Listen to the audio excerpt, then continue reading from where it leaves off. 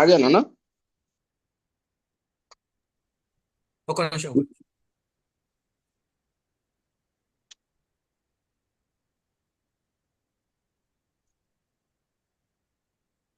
Start చేయ కదా.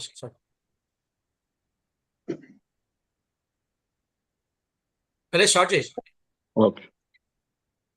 అందరికీ నమస్కారం, శుభ సాయంత్రం. తెలుగు భాష చైతన్య సమితి తెలంగాణ సాహిత్య అకాడమీ నిర్వహిస్తున్నటువంటి దాశరథి సాహిత్య సమాలోచన సభకు వచ్చినటువంటి ఆహుతులందరికీ నమస్కారాలు తెలియజేస్తూ ఈ కార్యక్రమం 14వ భాగం దిగ్విజయంగా కొనసాగుతుంది. ఈ సభా కార్యక్రమానికి అధ్యక్షత వహించవలసిందిగా సభాధ్యక్షులు శ్రీ బడేసాబ్ గారిని ఆహ్వానిస్తున్నాను. వారు వ్యవస్థాపక అధ్యక్షులు తెలుగు భాష చైతన్య సమితి. అదేవిధంగా మన కార్యక్రమానికి వెన్నుదన్నుగా ఉన్నటువంటి ముఖ్య అతిథి డాక్టర్ నామోజ్ బాలాచారి గారిని, కార్యదర్శి తెలంగాణ సాహిత్య అకాడమీ, వారిని కూడా కార్యక్రమాలకు ఆహ్వానిస్తూ ముఖ్య అతిథిగా వచ్చారు వారు. అదేవిధంగా ఈరోజు వక్తను పరిచయం చేయడానికి విచ్చేసినటువంటి ఆత్మీయ అతిథి డాక్టర్ జంపుల తిరుపతయ్య గారు, అసిస్టెంట్ ప్రొఫెసర్, పాలమూరు విశ్వవిద్యాలయం, వారికి కూడా స్వాగతం తెలియజేస్తూ ఈనాటి అంశం దాశరథి కథలు అనేటువంటి అంశంపై ఉపన్యాసించడానికి వచ్చినటువంటి వక్త శ్రీ గంటా మనోహర్ రెడ్డి గారు, కవి, రచయిత, విశ్రాంత వాణిజ్య పన్నుల శాఖ అధికారి గారు. వారికి కూడా స్వాగతం, నమస్కారాలు తెలియజేస్తూ ఈ కార్యక్రమాన్ని ఉద్దేశించి సభాధ్యక్షులు సంక్షిప్తంగా సందేశాన్ని ఇవ్వవలసిందిగా శ్రీ బడేసాబ్ గారిని కోరుతున్నాను.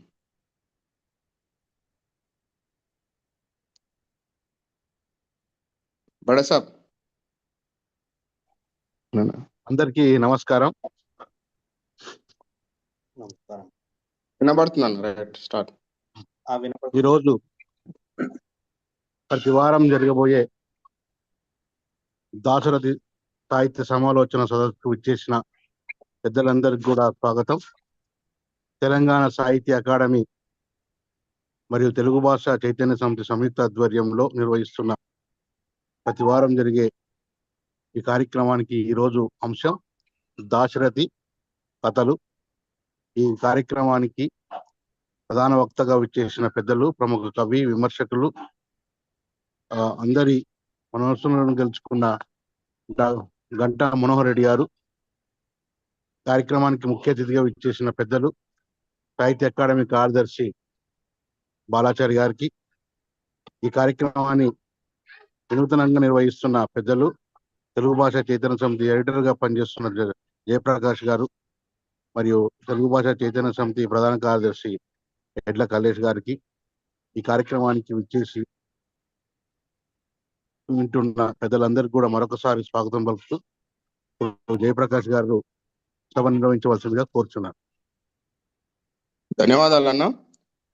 ఈ కార్యక్రమాన్ని ఉద్దేశించి ముఖ్య అతిథిగా విచ్చేసినట్టు శ్రీ డాక్టర్ నామోజ్ బాలాచారి గారిని సందేశం ఇవ్వాల్సిందిగా ఆహ్వానిస్తున్నాను. ధన్యవాదాలు. తెలంగాణ సాహిత్య అకాడమీ మరియు తెలుగు భాష సాహిత్య సమితి సంయుక్తంగా ఈ దాశరథి గారి శత జయంతి సందర్భంగా వారి యొక్క సాహిత్య సమాలోచనని అంతర్జాలంలో మనము ఏర్పాటు చేసుకున్నాము. ఏర్పాటు చేసుకున్నటువంటి ఈ అంతర్జాల సభలు లేకపోతే సదస్సు లాంటిది ఇప్పటి వరకు 14 కంప్లీట్ చేశాము. దాదాపు 3 నెలల నుంచి నిరంతరంగా ఇది కొనసాగుతుంది. 2 నెలల నుంచి నిరంతరంగా కొనసాగుతుంది. అయితే ఈ కార్యక్రమంలో ముఖ్యంగా దాశరథి గారి సాహిత్యాన్ని, ముఖ్యంగా వారు రాసినటువంటి అనేక కావ్యాలని మనం విశ్లేషిస్తున్నాం. ఈ కార్యక్రమం యొక్క ముఖ్య ఉద్దేశం ఏంటంటే, ఇప్పుడున్నటువంటి భావి సాహితీవేత్తల్ని మనము ఈ సాహిత్యాన్ని వారికి పరిచయం చేయాలి. చాలామంది చదివి ఉంటారు, బట్ వివిధ కోణాలలో మనము వివిధ సాహితీవేత్తల యొక్క దృష్టితోటి వారి సాహిత్యాన్ని చదివినప్పుడు మరి వాళ్ళు ఏం తెలుసుకుంటారు, ఎలా వాళ్ళు అర్థం చేసుకుంటారు, దాని నుంచి ఎట్లా స్ఫూర్తి పొందుతారు అనేటువంటిది నేర్చుకోవాలనేటువంటిది, నేర్పించాలనేటువంటిది మన ఉద్దేశం. అందుకోసమే ఎక్కువగా ఈ యూనివర్సిటీలలో ఉన్నటువంటి విద్యార్థులు స్కాలర్స్ వాళ్ళు ఎక్కువగా దీన్ని చదవాలి. ఎందుకంటే చాలా పెద్దవాళ్ళు వారి సాహిత్యాన్ని చదివినటువంటి వాళ్ళు వారి యొక్క సాహిత్య అనుభవాన్ని వాళ్ళు మనకు అందజేస్తున్నారు. సో అందుకోసమని ఈ కార్యక్రమాన్ని ప్రత్యేకించి పెట్టాము. అదొకటే కాకుండా రెండవది దాశరథి గారిది శత జయంతి. సో ఈ 100వ సంవత్సరం సందర్భంగా వారి యొక్క సాహిత్యాన్ని ప్రజల్లోకి తీసుకెళ్లాల్సినటువంటి అవసరం ఉంది. అందుకోసమని ఈ కార్యక్రమాలన్నీ కూడా మనము ఏర్పాటు చేసుకొని విజయవంతంగా చేస్తున్నాము. సో దీన్ని పూర్తిగా సమన్వయం చేస్తున్నటువంటి జయప్రకాష్, బడే సాబు, ఈ వీరు ఎవరైతే ఉన్నారో వీరి యొక్క అంటే దీని బ్యాక్గ్రౌండ్ లో ఉండి వీళ్ళు బాగా వర్క్ చేస్తున్నారు. దానివల్లనే ఇది సాధ్యమవుతుంది. అంతేకాకుండా దాదాపు 30-40 మంది సాహితీవేత్తలు కూడా ఇందులో మనకు పార్టిసిపేట్ చేస్తున్నారు. ఇంకా మిగతా వాళ్ళకి అందుబాటులో ఉండాలన్న ఉద్దేశంతో కూడా ఇది మనము యూట్యూబ్లో కూడా దీని పర్మనెంట్ లింక్ అనేటువంటి కూడా ఏర్పాటు చేసి అవి ఎప్పుడైనా వాళ్ళు వినే విధంగా కూడా దీన్ని ఏర్పాటు చేశాం. సో ఇంత రసవత్తరంగా సాగుతున్నటువంటి ఈ సాహితీ సదస్సు ఏదైతే ఉందో మరి దీనికి ఈరోజు దాశరథి కథల గురించి ప్రసంగించడానికి విచ్చేసినటువంటి ఘంటారావం,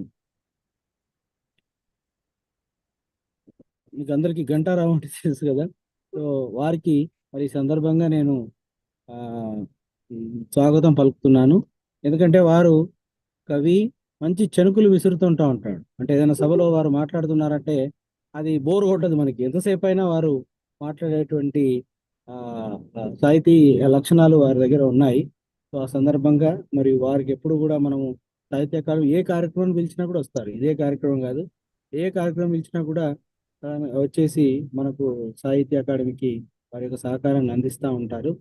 సో ఈ సందర్భంగా వారికి కూడా స్వాగతం పలుకుతున్నాను. అదేవిధంగా మరి ఈ కథలు ఏవైతే ఉన్నాయో దాదాపు 13 కథలతోటి నిప్పు పూలు అనేటువంటి ఒక కథల సంపుటిని తీసుకొచ్చాం. మొన్న మనము బుక్ ఫెయిర్ లో పుస్తక ప్రదర్శన పెట్టినప్పుడు అందులో ఎక్కువగా అమ్ముడు అయినటువంటి పుస్తకము ఈ దాశరథి గారు రచించినటువంటి నిప్పు పూలు అనేటువంటి కథల సంపుటి. ఎందుకంటే ఆ దాశరథి గారి కథలు నేను అందులో దాదాపు 6-7 కథలు చదివిన తర్వాతనే దాన్ని నేను ప్రచురణ చేద్దామని అనుకున్నాను. ఆయన యొక్క ఇమాజినేషన్ చూసినట్టయితే మనం ఇప్పుడున్నటువంటి అంటే కొన్ని ఏళ్ళు అయింది ఆ కథలు రాసి, ఆయన ఎంత షార్ప్గా అబ్జర్వ్ చేస్తాడు, ఎన్ని కోణాలలో ఒక క్యారెక్టర్ను వారు ఆవిష్కరిస్తారు అనేటువంటిది ప్రత్యేకించి మనము చూడొచ్చు. ప్రతి సాహితీవేత్త కొని చదవాల్సినటువంటి పుస్తకము నిప్పుపూలు. సో అది ఇదివరకే సాహిత్య అకాడమీ ఈ ఇంగ్లీష్లో ట్రాన్స్లేషన్ వచ్చింది, కానీ మనము తెలుగులో మొన్న దాశరథి గారి శత జయంతి సందర్భంగా ఆ పుస్తకాన్ని మనము ఆవిష్కరణ చేసుకున్నాము. సో ఆ పుస్తకాన్ని విశ్లేషించడానికి, అందులో ఉన్నటువంటి కథల్ని విశ్లేషించడానికి మరి విచ్చేసినటువంటి గంటా మనోహర్ రెడ్డి గారికి మరి ఈ సందర్భంగా స్వాగతం పలుకుతూ ఈ కార్యక్రమం ఇంకా విజయవంతం చేయాలి. ఇంకా మనం జూలై 22 వరకు ఇది కొనసాగించాలి. మరి మీ అందరి యొక్క సహకారం అనేటువంటిది అవసరము. కల్లేష్ గారికి, బడే సాబ్కి, అదేవిధంగా జయప్రకాష్కి, మీ అందరికీ కూడా మరి ధన్యవాదాలు తెలియజేసుకుంటూ కార్యక్రమాన్ని నడిపించాల్సిందిగా కోరుతున్నాను. Thank you sir. దాశరథి గారి కథల పైన ముందు మాటలాగా 4 వచనాల వాళ్ళకి వక్త గారిని స్వాగతం పలుకుతున్నందుకు మీకు ప్రత్యేకంగా కృతజ్ఞత తెలియజేస్తూ, అదేవిధంగా ఈ రోజు ఘంటారావం శీర్షికన కవితలు రాస్తున్నటువంటి గంటా మనోహర్ రెడ్డి గారికి పరిచయం చేయవలసిందిగా డాక్టర్ జంపుల తిరుపతయ్య గారిని, అసిస్టెంట్ ప్రొఫెసర్, పాలమూరు యూనివర్సిటీలో పనిచేస్తున్నటువంటి తిరుపతయ్య గారిని ఆహ్వానిస్తుంది. నమస్కారం సార్. వినపడుతుంది సార్, మాట్లాడండి. తెలంగాణ భాషా చైతన్య సమితి మరియు తెలంగాణ సాహిత్య అకాడమీ వారు సంయుక్తంగా నిర్వహిస్తున్న దాశరథి సాహిత్య సమాలోచన అనే కార్యక్రమానికి మొదటగా నమస్కారాలు తెలియజేస్తూ, ఈ కార్యక్రమానికి నన్ను కూడా భాగస్వామ్యం చేసినందుకు సభాధ్యక్షులైన బడే సాబ్ గారికి మరియు ముఖ్య అతిథులైన డాక్టర్ నామోజీ బాలాచారి గారికి మరియు మిత్రుడు జయప్రకాష్ గారికి కార్యదర్శి అయిన సంఘ సభ్యులందరికీ నేను కృతజ్ఞతలు తెలియజేస్తూ, ఈరోజు దాశాజీ కథలమైన ప్రధాన వక్తగా మాట్లాడడానికి గంటా మనోహర్ రెడ్డి గారు ని ఆహ్వానించడానికి నాకు అవకాశం కల్పించినందుకు ప్రత్యేకంగా ధన్యవాదాలు తెలియజేస్తున్నాను. గంటా మనోహర్ రెడ్డి గారు పాలమూరు వాస్తవ్యులు. వీరు కవి పండితులు. ఈయన వృత్తి రాజనీతి శాస్త్రంలో చదివినప్పటికీ, ఆయన వాణిజ్య పన్నుల శాఖలో పనిచేస్తున్నప్పటికీ, ప్రవృత్తిగా తెలుగు సాహిత్యంలో కవిగా, విమర్శకుడిగా అద్భుతమైన రచనలు చేస్తూ తెలంగాణలో ఒక ప్రత్యేకమైన కవిగా గుర్తింపు పొందిన వ్యక్తి. అతన్ని పరిచయం చేయడం నేను అదృష్టంగా భావిస్తూ అతని గురించి 4 మాటలు. గంటా మనోహర్ రెడ్డి గారు 13/10/1957లో కీర్తిశేషులు గంటా సత్యమ్మ గారి, గంటా నరసింహారెడ్డి గారి పుణ్య దంపతులకు జన్మించారు. వీరు పరిగి మండలం, వికారాబాద్ జిల్లా వాస్తవ్యులు. ఇబ్రాహీంపూర్ అనే గ్రామంలో జన్మించడం జరిగింది. ప్రస్తుతం వీరు హైదరాబాద్ లో నివసిస్తున్నారు. వీరి విద్యాభ్యాసం ఎంఏ రాజనీతి శాస్త్రంలో ఎంఫిల్ కూడా చేయడం జరిగింది, బీఈడి కూడా చేయడం జరిగింది. వీరు విశ్రాంత వాణిజ్య పన్నుల శాఖలో అధికారిగా పనిచేసి విశ్రాంతిగా చేయడం జరుగుతుంది. వీరి రచనలు కథలు, నవలలు, తర్వాత కవిత్వము వంటి ప్రక్రియల్లో అద్భుతమైన రచనలు చేయడం జరిగింది. అదే కాకుండా వీరికి 2 కుమారులు, 1 కూతురు. వీరందరూ వివాహం నిర్వహించాడు. కుటుంబ పరంగా ఇతను ఎంతో మంచిగా తన నేపథ్యాన్ని నిర్వహించడం జరిగింది. సాహిత్య పరంగా ఇతని రచనలు అద్భుతంగా పేరు ప్రఖ్యాతులు పొందాయి. 1978లో మొట్టమొదటిసారిగా కథ రచించాడు, కంచె చేని వేస్తే అనే కథ. ఈ కథ ఆ కాల సమకాలీన సమాజంలో జరుగుతున్న అనేక అంశాలను ఆ కథ ద్వారా వివరించడం జరిగింది. 1982లో తారాపదం అనే నవల రాశాడు. ఆ నవలను కూడా అచ్చువేశారు. ఆ నవలలో నాటి సమకాలీన సమాజంలో ఉన్న స్త్రీ యొక్క స్థితిగతిని అక్కడ వివరించడం జరిగింది. ఆనాడు స్త్రీ అస్తిత్వం చాలా హీనంగా ఉండేది. పురుషాది సమాజంలో స్త్రీ జీవన విధానం చాలా హీనమైన పరిస్థితిలో ఉన్నప్పుడు, ఆ స్త్రీ ఒకవేళ భర్త చనిపోతే, ఆ భర్త చనిపోయిన స్త్రీకి మళ్ళీ వివాహం చేయడం అనేది చాలా కష్టమైన పని. అది కూడా ఆ స్త్రీకి ఒక కొడుకు బిడ్డను ఉంటే ఇంకా కష్టమైన పని. అలాంటి కష్టమైన పనిని ఒక సాంఘిక దురాచారంగా ఉన్న ఆ పరిస్థితుల్లో ఒక అభ్యుదయ భావాలు కలిగిన వ్యక్తి ఆ స్త్రీని వివాహం చేసుకోవడం అనేది దాంట్లో మూల కథాంశంగా తీసుకొని అద్భుతమైన నవలను చిత్రీకరించడం జరిగింది. ఆ నవల చాలా మంది ద్వారా ప్రశంసలు అందుకునడం జరిగింది. గంటాపదం అనే పేరుతోన 1981లో అద్భుతమైన కవితా రచనలు చేసి అతను ఆ కవితా సంకలనాన్ని అచ్చువేయడం జరిగింది.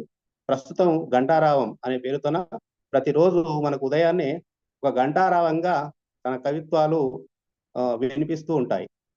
అనేక మాధ్యమాలలో, అంతర్జాల మాధ్యమాలలో దాదాపు కొన్ని లక్షల మంది వీక్షించే అంతర్జాల మాధ్యమాలలో వీరి యొక్క మినీ కవితలు, చిన్న చిన్న కవిత్వాలు అద్భుతంగా చమక్కులతో, చమత్కారాలతో, సాంఘిక పరిస్థితులను గుర్తు చేస్తూ, అనేక అంశాలను గుర్తు చేస్తూ ఇతను ఆ కవితను సాంఘిక మాధ్యమాలలో పంపిస్తూ ఉంటారు. చాలా మంది వీక్షకులు ఇవి చదివి ఆనందిస్తుంటారు.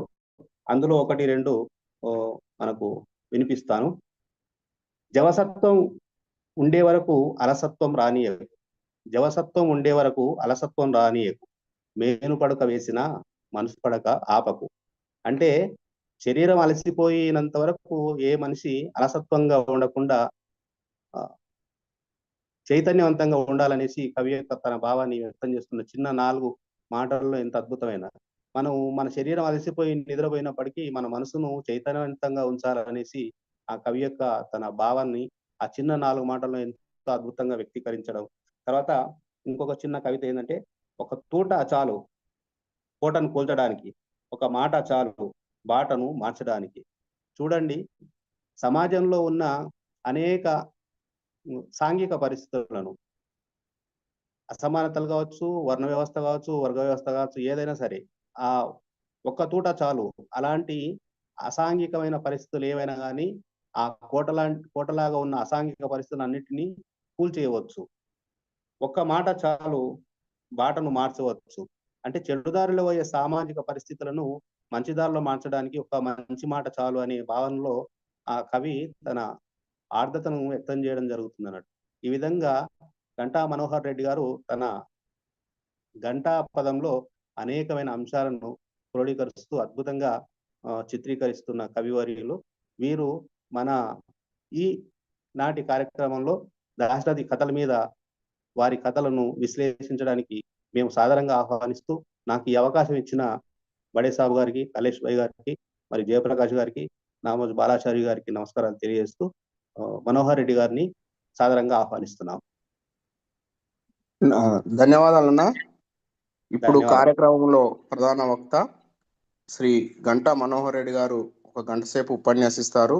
వారి ఉపన్యాసంపై దాశరథి కథలపైన ఉపన్యాసం ఇస్తారు. ఆ కథల్లో ఉన్నటువంటి అనుమానాలు కానీ వేరే అంశాలపైన ఏమైనా చర్చించదలుచుకున్నా, వారిని అభినందించదలుచుకున్న కార్యక్రమం తర్వాత వారికి అవకాశం ఇస్తాము. అప్పటి వరకు అందరూ సావధానంగా ప్రసంగం వినవలసిందిగా కోరుతూ గంటా మనోహర్ రెడ్డి గారిని సాధారణంగా ప్రసంగించవలసిందిగా ఆహ్వానిస్తున్నాను.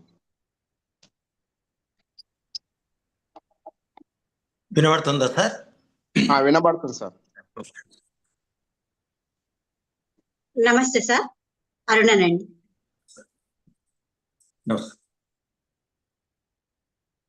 తెలంగాణ సాహిత్య అకాడమీ తెలుగు భాష చైతన్య సమితి సంయుక్త సౌజన్యంతో, సంయుక్త ఆధ్వర్యంలో దాశరథి సాహితీ సమాలోచన పేరిట దాశరథి గారు 22 జూలై 1925లో జన్మించారు.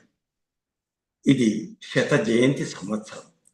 ఇప్పుడే పెద్దలు సాహిత్య అకాడమీ ప్రధాన కార్యదర్శి గారు శ్రీ నామోజు బాలాచారి గారు ఈ జూలై దాకా 100వ జయంతి ఉత్సవాలను నిరాఘాటంగా నిరంతరాయంగా కొనసాగించాలనే ఒక పట్టుదలను, ఒక అంకిత భావాన్ని వారు వ్యక్తం చేశారు.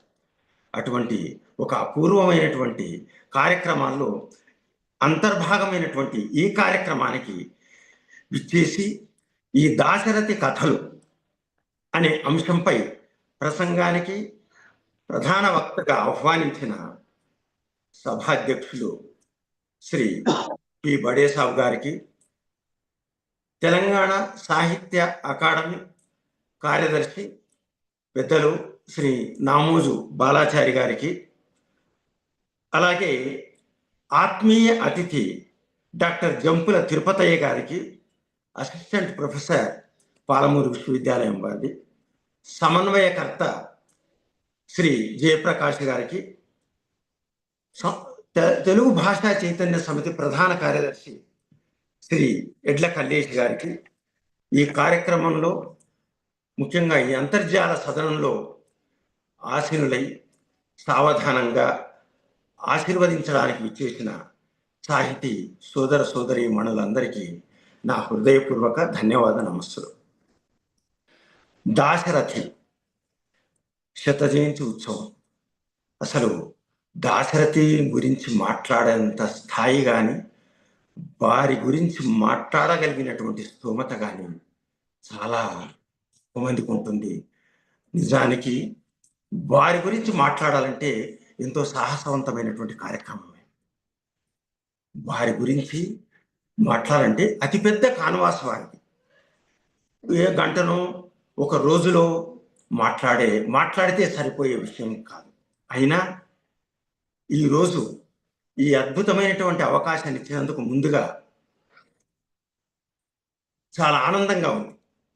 ఏంటంటే ఇది 100వ జయంతి ఉత్సవ సందర్భంగా ప్రతిష్టాత్మకమైనటువంటి సాహిత్య అకాడమీ మరియు తెలుగు భాషా చైతన్య సమితి సంస్థల ఆధ్వర్యంలో ప్రసంగించడానికి లభించినటువంటి అపూర్వ అవకాశం ఒకవైపు అయితే, దాశరథి గారు 1979వ సంవత్సరంలో మహబూబ్ నగర్కు విచ్చేసి అక్కడ జరిగినటువంటి కవి సమ్మేళనంలో పాల్గొన్నప్పుడు అక్కడ మహబూబ్ నగర్ విద్యా సమితి ఆర్ట్స్ అండ్ సైన్స్ కళాశాలలో విద్యార్థిగా ఉన్న నేను ఆ మహాకవి గారి సన్నిధిలో ఒక విద్యార్థిగా అమ్మా నువ్వెవరు అనే కవితా పఠనం చేయడం, దానికి వారు అభినందించడం, అటువంటి మహానుభావుడి గురించి, ఆ మహాకవి గురించి ఈరోజు ఆ కవితా పంక్తుల్ని అభినందించిన వ్యక్తి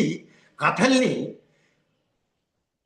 విశ్లేషించడానికి, మాట్లాడడానికి అవకాశం లభించడం అనేది చాలా గర్వకారణమైన, గౌరవప్రదమైన అంశంగా భావిస్తూ మరొక్కసారి అందరికీ నా ధన్యవాదాలు, నమస్కారం తెలియజేస్తున్నాను. దాశరథి గారు చాలా మందికి కథా రచయితగా తెలియదు. ఎందుకంటే వారి సాహిత్యంలో అత్యధిక శాతం, అత్యధిక భాగం కవిత్వమే ఆక్రమించింది. కవిత్వానికి ప్రాధాన్యతనిచ్చారేమో అనిపించేలా వారు అనేకమైనటువంటి రచనలు చేశారు. రుద్రవీణ పలికించాడు, అగ్నిధార కురిపించాడు, తిమిరంతో సమరం చేశాడు, ఆలోచనాల వివేచనం చేశాడు, మహాంధ్రోదయమై వెలిగాడు, కవితా పుష్పకంలో విహరించాడు అనే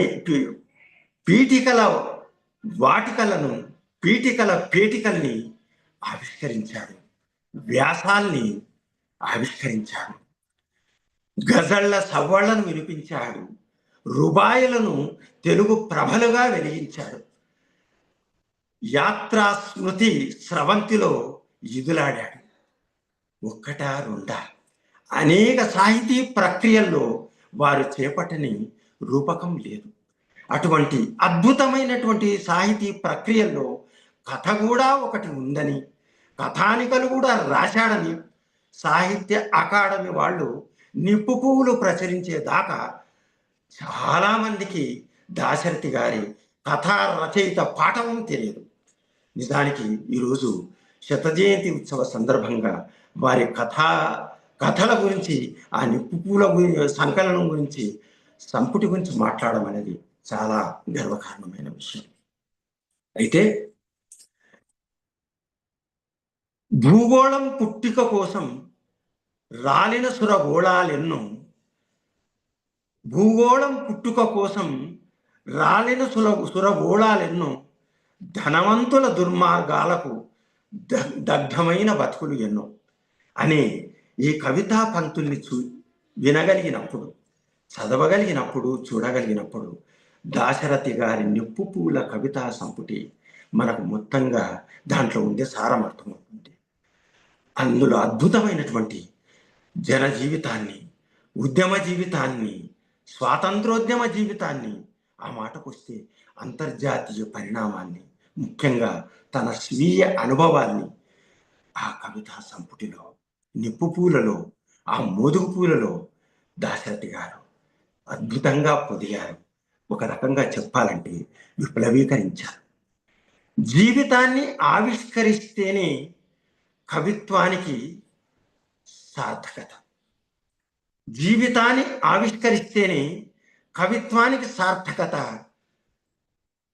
లేదా జీవితాన్ని ఆవిష్కరిస్తేనే సాహిత్యానికి సార్థకత, సాహిత్యాన్ని స్పర్శిస్తేనే జీవితానికి ధన్యత అన్నట్టుగా దాశరథి గారి ప్రతి సాహితీ ప్రక్రియలో, ఆ కవితా ప్రక్రియతో సహా ప్రతి దాంట్లోనూ జీవితాన్ని ఆవిష్కరించాడు. అది సామాజిక జీవితం కావచ్చు, తన స్వీయ జీవితం కావచ్చు, కానీ అది అద్భుతంగా ఆవిష్కరించడం వల్లనే అది ఈనాటికి కూడా సతత హరిత పత్రంలా ఈరోజు కూడా వెలుగుతూ ఉంది, ప్రకాశిస్తూ ఉంది. ముఖ్యంగా ఇప్పుడు దాశరథి గురించి మాట్లాడాలంటే ఇంకొక విషయం మాట్లాడాలి. దాశరథి గారు నేటి మహబూబాబాద్ జిల్లాలో జన్మించారు. కానీ వారి బాల్యమంతా ఎక్కువగా ఖమ్మం జిల్లాలోనే జరిగింది. ఖమ్మం గుమ్మలూరే. ఖమ్మం జ్ఞాపకానికి వస్తే ఇద్దరు జ్ఞాపకానికి వస్తారు. ఒకరు కంచర్ల గోపన్న, భక్త రామదాసు. రెండవ వారు దాశరథి. కంచర్ల గోపన్న గారు భక్త రామదాసుగా మారి దాశరథి శతకం రచించాడు. కంచర్ల గోపన్న గారు ఆనాటి కుతుబుషాహి పరిపాలనకు, ఫ్యూడలిజానికి, దాష్టికానికి, దౌర్జన్యానికి, దుర్మార్గానికి బలైపోయిన వ్యక్తి. దానికి వ్యతిరేకంగా కీర్తనల నర్తనలు చేసిన వ్యక్తి. అదే ఖమ్మంలో, ఆ ఖమ్మంలో గుమ్మంలో ఆడుకున్న ఆయన వారసుడు, బహుశా తన వారసుడు ఈ గుమ్మంలోనే ఉద్భవిస్తాడు అనుకున్నాడేమో రామదాసు గారు. ఆ దాశరథి శతకాన్ని ఈ దాశరథి పేరు మీద అన్నాడే రాశారు రామదాసు గారు. ఈ దాశరథి అదే కాకతీయుల వారసత్వాన్ని పుణికిపుచ్చుకున్న, క్షమించాలి, కుతుబుషాహీల వారసత్వాన్ని పుణికిపుచ్చుకున్న అసఫ్జాహీల దౌర్జన్యానికి, దుర్మార్గానికి, ఫ్యూడలిజానికి, భూస్వామ్య విధానానికి వ్యతిరేకంగా ఒక విముక్తి పోరాటం చేశాడు. ఇద్దరు ఒక విముక్తి పోరాట యోధులే. ఇద్దరు కీర్తనలు నర్తనలు చేసిన వారే. ఇద్దరు సాహితీ జనజీవన హృదయాల్లో చిరంజీవులుగా, సాహితీ తరంగాలుగా ఇప్పటికీ అలా అలా ప్రవహిస్తున్నాం. అటువంటి దాశరథి కథల గురించి మాట్లాడాలంటే అసలు కథ అంటే ఏమిటి అది మనం మాట్లాడాలి. కథ అంటే అది సంఘటన కావచ్చు, సంఘటనల సమాహారం కావచ్చు. ఆ సంఘటనలు విస్తరించి చెప్పడం కథ అవుతుంది. ఒక్క మాటలో చెప్పాలంటే అక్షరాలు నర్తిస్తే కవిత, నడిస్తే కథ. అంటే కాస్త విస్తారంగా చెప్పడం. ఎందుకంటే ఒక కవితలో, కవిత కాన్వాసు చిన్నది, మనం చెప్పదలుచుకున్న మొత్తం అంశం చెప్పలేము, అన్ని సంఘటనలు దాంట్లో కూర్చలేము, పేర్చలేము. కాబట్టే కాన్వాసు పెద్దగా ఉన్న కవితలో సంఘటనలు పేర్చవచ్చు. అదే నవలలో అయితే ఆ సంఘటనల తాలూకు ప్రభావాలు, ప్రభావితాలను కూడా మరింత విస్తరంగా చెప్పేదే నవల అవుతుంది. కాబట్టి కథను మన దాశరథి గారు ఎన్నుకోవడం జరిగింది. నిజానికి దాశరథి గారు, దాశరథి కృష్ణమాచారి గారు, దాశరథి రంగాచార్య గారు ఇద్దరు సోదరులు కాదు, ఉద్దండ సాహితీవేత్తలే. అయితే దాశరథి గారు సాహితీ పథంలో ఈ కవితా ప్రక్రియల్ని ఎక్కువగా వారు ఇష్టపడితే, దాశరథి రంగాచార్యుల గారు నవలా ప్రక్రియ ఎక్కువగా ఇష్టపడేటువంటి వ్యక్తి. తమ ఉభయులు తమ తమ రంగాల్లో ఒక శిఖరాగ్ర స్థానాన్ని, శిఖరాగ్ర శోభను అందుకున్నటువంటి వ్యక్తి. అటువంటి దాశరథి గారు కథలు కూడా రాశారు. అయితే దాశరథి గారి 1949లో మొట్టమొదటి కథానిక ఏంటి, నిప్పు పువ్వులు రాశారు. అయితే దాశరథి గారి కథలు కానీ, సాహిత్యం కానీ, ఒక వ్యక్తి కానీ సాహిత్య పరుడు కావడం ఏదైనా జరిగింది అంటే అతని నేపథ్యాన్ని కూడా మనం పరిశీలించాల్సి ఉంటుంది. దాశరథి గారు 1925లో జన్మించారు. అప్పటి పరిస్థితులు, పరిణామాలు ఎలా ఉన్నాయి మనం సంక్షిప్తంగా తెలుసుకోవాలి. అది 2 ప్రపంచాల యుద్ధాల మధ్య విరామ సమయం. 1914 నుంచి 1918 వరకు ప్రప్రథమ ప్రపంచ సంగ్రామం జరిగింది. తర్వాత 1939 నుంచి 1945 వరకు ద్వితీయ ప్రపంచ సంగ్రామం జరిగింది. ఈ 2 ప్రపంచ సంగ్రామాల మధ్య ఒకవైపు ఫాసిజం మరియు నాజిజం మరియు వాళ్ళ నాయకత్వంలో ప్రపంచ ప్రజాస్వామీకరణకు వ్యతిరేకంగా జరిగినటువంటి ఏకీకృత వ్యవస్థ, కేంద్రీకృత వ్యవస్థ, నియంతృత్వ వ్యవస్థ రూపుదాల్చినప్పుడు దానికి వ్యతిరేకంగా మిత్రపక్షాలు, ప్రజాస్వామ్య పక్ష దేశాలు మధ్య రెండు వైరి వర్గాల మధ్య భీకర సంగ్రామాలు జరిగినటువంటి విరామ సమయంలో మన దాశరథి గారు జన్మించారు. ఇది అంతర్జాతీయ ముఖ చిత్రం. అదేవిధంగా జాతీయ ప్రాంతీయ ముఖ చిత్రంకు వస్తే 1947లో భారతదేశానికి స్వతంత్రం వచ్చేదాకా మనం రవి అస్తమించని బ్రిటిష్ సామ్రాజ్య పాలనలో నలుగుతున్నటువంటి భారతావని స్వాతంత్ర పోరాటం దిశగా అనేక రకాలైనటువంటి ఉద్యమాల ద్వారా పరుగులు తీస్తున్న వేళ, ఆపసోపాలు పడుతున్న వేళ దాశరథి గారు జన్మించారు. అదే సమయంలో ఈ పరుగులు తీస్తున్న భారతావానికి, భారత భూభాగానికి భిన్నంగా ఓ నిజాము పిశాచమా, కానరాడు నిన్ను బోలిన రాజు మాకెన్నడేని, తీగలను దింపి అగ్నిలో దింపినావు నా తెలంగాణ కోటి రతనాల వీణ అని దాశరథి పాడుకున్న ఒక హైదరాబాద్ సంస్థానం భారత స్వాతంత్ర జాతీయోద్యమానికి ఆ ఛాయలు లేకుండా ఇక్కడ మరొక విధంగా ఫ్యూడలిజం పాలనలో కొట్టుమిట్టాడుతూ ఇక్కడ ఈ విముక్తి పోరాటం, ఫ్యూడలిజానికి వ్యతిరేకంగా జరుగుతున్నటువంటి సాయుధ రైతాంగ పోరాటం లేదా విముక్తి పోరాటం లేదా విమోచన పోరాటం ఏదైనానండి జరుగుతున్నటువంటి ఒక క్రమంలో దాశరథి బాల్యం ప్రారంభం. వారి పైన నిజం చెప్పాలంటే దాశరథి గారిది సనాతన సంప్రదాయ కుటుంబం. ఒక సనాతన సంప్రదాయ కుటుంబంలో నుంచి వచ్చిన వ్యక్తులు ఇంతటి సామ్యవాద భావాలతో, ఇంతటి అభ్యుదయ భావాలతో, నిజం చెప్పాలంటే ఒక కమ్యూనిస్టు భావాలతో ఎదగటం, అందులో పొదగటం అనేది చాలా అరుదైనటువంటి అంశం. దాశరథి గారు అలా ఎదిగి ఒకవైపు స్వాతంత్ర ఉద్యమంలో, మరొక వైపు ఈ రైతాంగ పోరాటంలో, మరొక వైపు ఫ్యూడలిజానికి వ్యతిరేకంగా పోరాటంలో, ఇంకొక వైపు సాహిత్య సృజన ఉద్యమంలో ఇన్ని రకాలైనటువంటి బహుముఖ సేవలు, బహుముఖ పోరాటాలను నిర్వహించడమే కాకుండా అతడు తెలంగాణలో ఏ మహాకవి ఎదుర్కొన్నటువంటి అనేకమైనటువంటి అవరోధాల్ని, అవాంతరాల్ని ఎదుర్కోవటమే కాకుండా తన ప్రాణాన్ని, తన ఆరోగ్యాన్ని కూడా పణంగా పెట్టి జైలు జీవితాన్ని గడిపి తన ఆరోగ్యాన్ని చివరికి చాలా ఇదిగా, ఒక రకంగా చెప్పాలంటే అతడు చిన్న వయసులోనే, అది పెద్ద వయసు ఏం కాదు, 62 సంవత్సరాలు, 1987లో వారు కాలధర్మం చెందారు. అంత చిన్న వయసులోనే పోవటానికి వారు జైలు జీవితం అనుభవిస్తున్నప్పుడు అక్కడి పరిస్థితులు, అక్కడి పరిణామాలు, అక్కడి ఆహారాలు ప్రధాన కారణమని మనకు తెలుసు.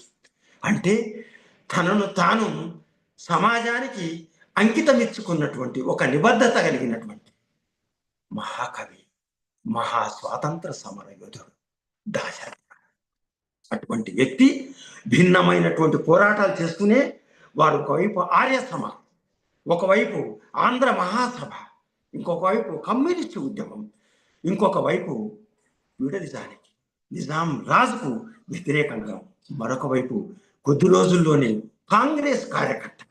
వారు తన యొక్క ప్రత్యేకంగా ఒక సిద్ధాంతానికి నిబద్ధత కాకుండా ఎక్కడైతే ధర్మం ఉందో, ఎక్కడైతే న్యాయం అనిపిస్తుందో, ఎక్కడైతే ధర్మం అనిపిస్తుందో ఆ వైపు వెళ్ళి అతని యొక్క ప్రధానమైనటువంటి ఆకాంక్ష విముక్తి పోరాటం.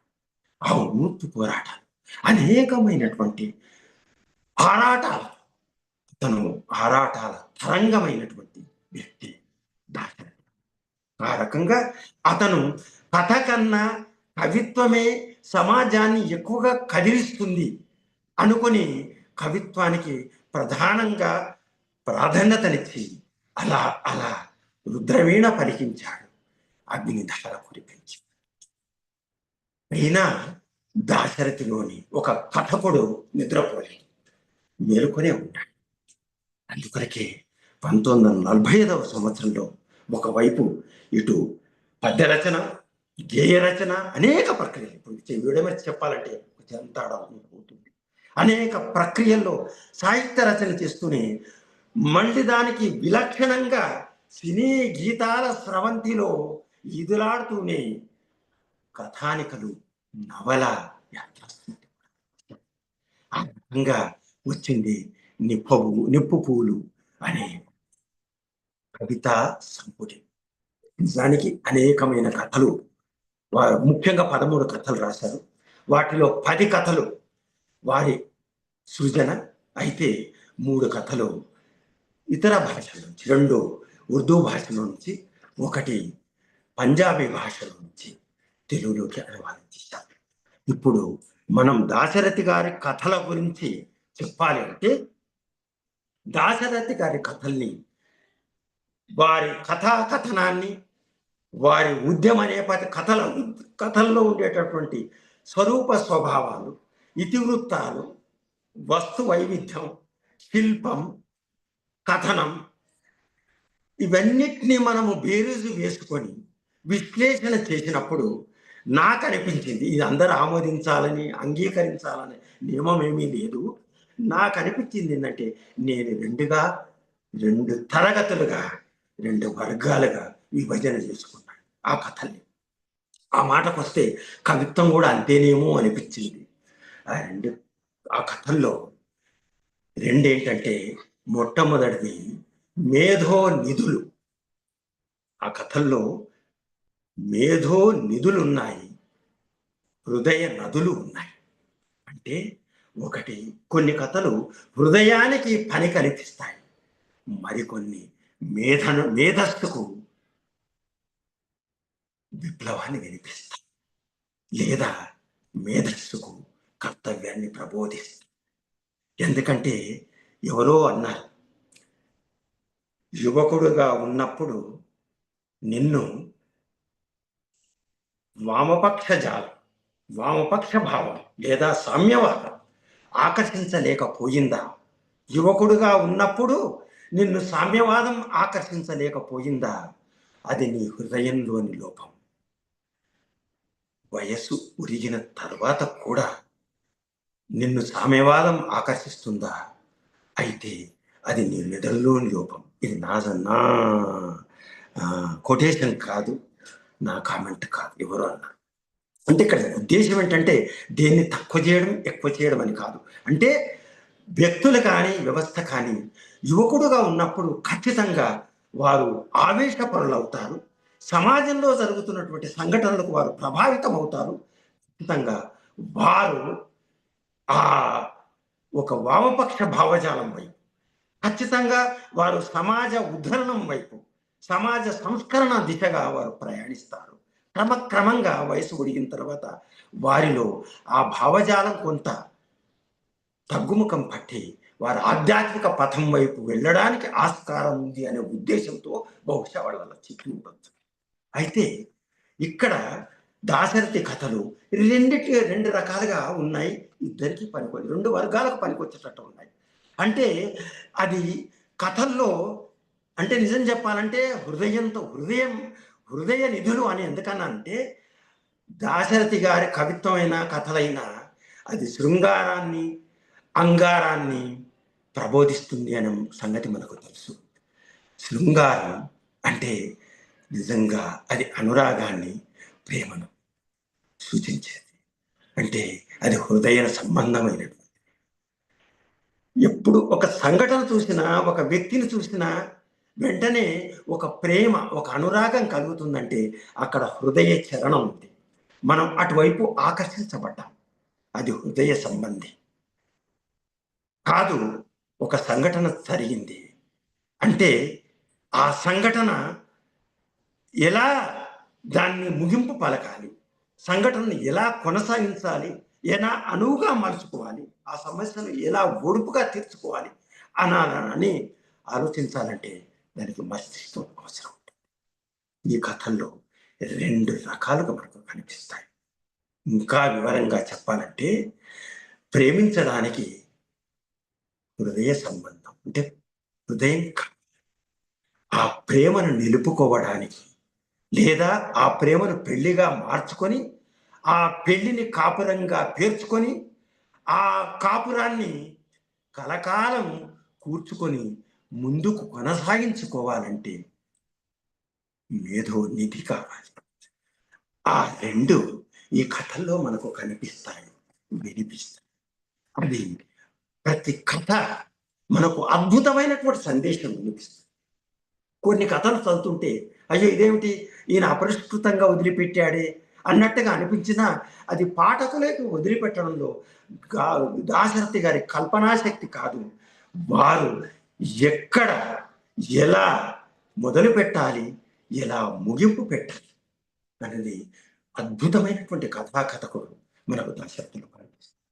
సమయం ఎక్కువ తీసుకోవడానికి అవకాశం ఉంది కాబట్టి ఎక్కువ దీని గురించి మాట్లాడకుండా దాశరథి గారి కలం నుంచి ఆవిష్కృతమై సమాజాన్ని అద్భుతంగా ప్రభావితం చేసిన గురించి ఇప్పుడు ముఖ్యంగా ఇప్పుడే చెప్పుకున్నట్టుగా దాశరథి గారి నిప్పు పువ్వులు ఇది తెలంగాణ సాహిత్య అకాడమీ వాళ్ళు దాశరథి శత జయంతి సంవత్సర సందర్భంగా ప్రచురించిన కవిత సంకలనం, క్షమించాలి, కథా సంకలనం.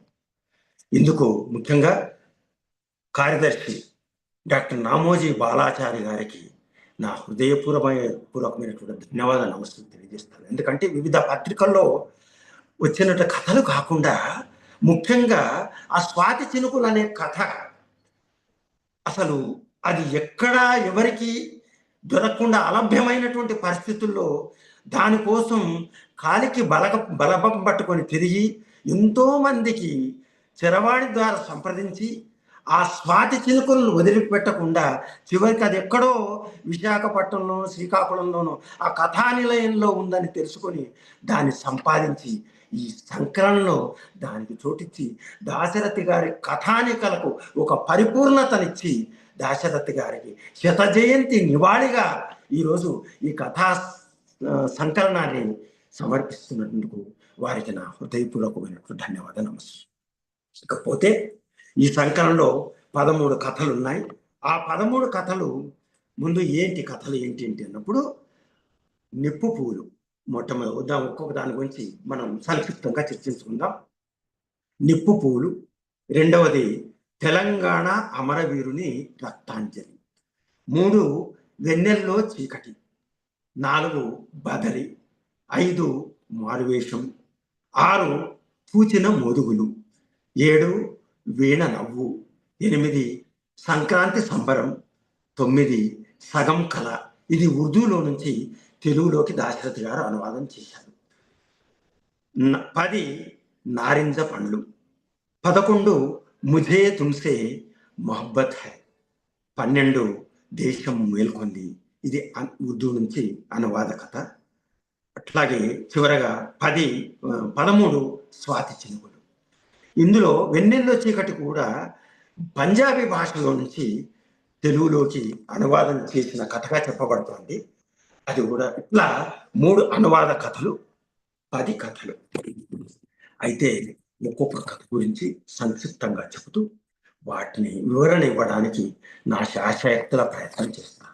అది నా ఆలోచన పరిధి మేరకి, నా విశ్లేషణ, నా వివరణ, నా ఆలోచన పరిధి మేరకి అని మరొకసారి మీకు విన్నవిస్తున్నాను. మొట్టమొదటి కథ నిప్పు పూలు. నిజానికి నిప్పు పూలు 1949లో రాశారు. ముఖ్యంగా ఇది స్వాతంత్ర ఉద్యమానికి సంబంధించిన కథ. అయితే ఇది దాశరథి గారి తొలి కథ. తెలంగాణ సాహిత్య సంకలనాల్లో ప్రచురణకు నేర్చుకున్న తొలి కథగా కూడా చెప్పచ్చు. అయితే ఈ స్వాతంత్ర ఉద్యమం తర్వాత అంటే ఇక్కడ స్వాతంత్ర ఉద్యమం అంటే వాస్తవానికి 1949 కానీ అంతకంటే ముందు కానీ ఇక్కడ స్వాతంత్ర ఉద్యమం చెప్పడానికి లేదు. భారతదేశం అంతా స్వాతంత్రోద్యమం, జాతీయోద్యమం ఉన్నా ఇక్కడ నిజాం వ్యతిరేక పోరాటం అంటే హైదరాబాద్ సంస్థానంలో నిజాం వ్యతిరేక పోరాటం జరుగుతున్నప్పుడు అప్పుడు ఎట్లా ఉందంటే ఒక భూస్వామ్య వ్యవస్థ ఉంది హైదరాబాద్ సంస్థానం. భూస్వాములు, జాగీర్దారులు, జమీందారులు, దేశ్ముఖులు వీళ్ళందరూ నిజాం ప్రతినిధులుగా ఆయా పట్టణాల్లో, గ్రామాలు, పెద్ద పెద్ద గ్రామాల్లో వాళ్ళు గడీలలో, నిజంగా అంటే జాగీర్దారులు, జమీందారులు, దేశ్ముఖులు అంటారు, అక్కడక్కడ ఉండి వీళ్ళు నిజాం ప్రతినిధులుగా వాళ్ళు పన్ను వసూలు చేస్తూ పరిపాలన చేసినటువంటి పరిస్థితి. అయితే వీళ్ళు నిజాము ప్రతినిధులుగానే కాకుండా నిజాము ఫ్యూడల్ వ్యవస్థ భావాలకు ప్రతినిధులుగా ఉండి ప్రజల్ని నానా రకాలుగా చీల్చి చెండాడి తిన్నటువంటి లేదా ఇబ్బందులకు గురి చేసినటువంటి పరిస్థితుల్లో ఆ దయనీయ పరిస్థితులకు వ్యతిరేకంగా అది జరిగినటువంటి పోరాటం. ఆ పోరాటంలో చివరికి ప్రజాస్వామ్యం విజయం లభించడం, విముక్తికి విజయం కలగడం లేదా విమోచన, హైదరాబాద్ సంస్థానం విమోచనం కలగడం, జాగీర్దారి జమీందారి వ్యవస్థ అంతరించడం, ఆ అంతరించిన తర్వాత జరిగినటువంటి ఒక సంఘటనలు, ఒక పరిణామాన్ని, ఒక జాగీర్దారు లేదా ఒక జమీందారు గడిల్లో జరిగినటువంటి సంఘటనలు చాలా అద్భుతంగా దాశరథి గారు ఆవిష్కరిస్తారు. ముఖ్యంగా ఇందులో ప్రధానమైనటువంటి పాత్ర జాగీర్దారు అక్బర్ జంగ్ భార్య సతీమణి బేగం సాహిబా. ఆమె ఈ స్వాతంత్ర పోరాటం అనంతరం అనుకోండి, 49 అంటే స్వాతంత్రం వచ్చింది, విముక్తి జరిగింది, తెలంగాణ హైదరాబాద్ విమోచనం జరిగింది, తర్వాత హైదరాబాదు సంస్థానం భారత దేశంలో విలీనం కావడం కూడా జరిగింది. కాబట్టి ఈ స్వాతంత్ర పోరాటం మొత్తానికి తన యొక్క పూర్వపు వైభవాన్ని కోల్పోయిన ఒక బేగం సాహిబా, అక్బర్ జంగ్ సతీమణి బేగం సాహిబా భార్య ఒక దయనీయమైనటువంటి స్థితిని, అంటే పాత వైభవానికి కొత్త పరిస్థితులు, ఒక నియంతృత్వ భావాలకి ఒక ప్రజాస్వామ్యీకరణకు మధ్య ఉండేటటువంటి సందిగ్ధంలో ఆమె పడినటువంటి వేదన మనకు కనిపిస్తుంది. అంతకంటే ప్రధానంగా ఒక ఫ్యూడల్ వ్యవస్థకు వ్యతిరేకంగా ధిక్కార స్వరంగా పోరాటం చేసినటువంటి చంద్ర ఎవరైతే ఉన్నారో అతను కాంగ్రెస్ నాయకుడు. ఆయన సతీమణి గౌరీ అనే అమ్మాయి. ఆ అమ్మాయి ఆ గడిలోకి లేదా జమీందారు ఆ బేగం సాహిబా గారి ఇంటికి వెళ్ళినప్పుడు ఆ అమ్మాయిని చూసి బేగం సాహిబా ముచ్చటపడి ఆమెను అలంకరించడానికి సిద్ధపడ్డప్పుడు గౌరీ అనే మాటలు మనను ఆశ్చర్యానికి గురి చేస్తాయి. అమ్మాయి మాటలు ఏమంటుంది అంటే ఒక ధిక్కార స్వరం. అక్కడ గౌరీ కాదు మాట్లాడుతుంది, దాశరథి గారు మాట్లాడుతుంది. ఆయన తన ధిక్కార స్వరాన్ని వినిపించారు.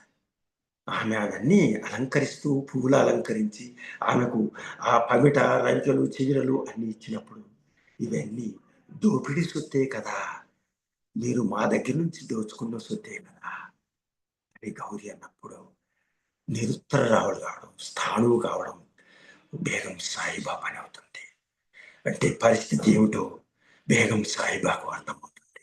ఆమె ఆ కిటికీలోంచి చూసినప్పుడు బేగం సాహిబాకు కనిపించినవేంటో తెలుసా?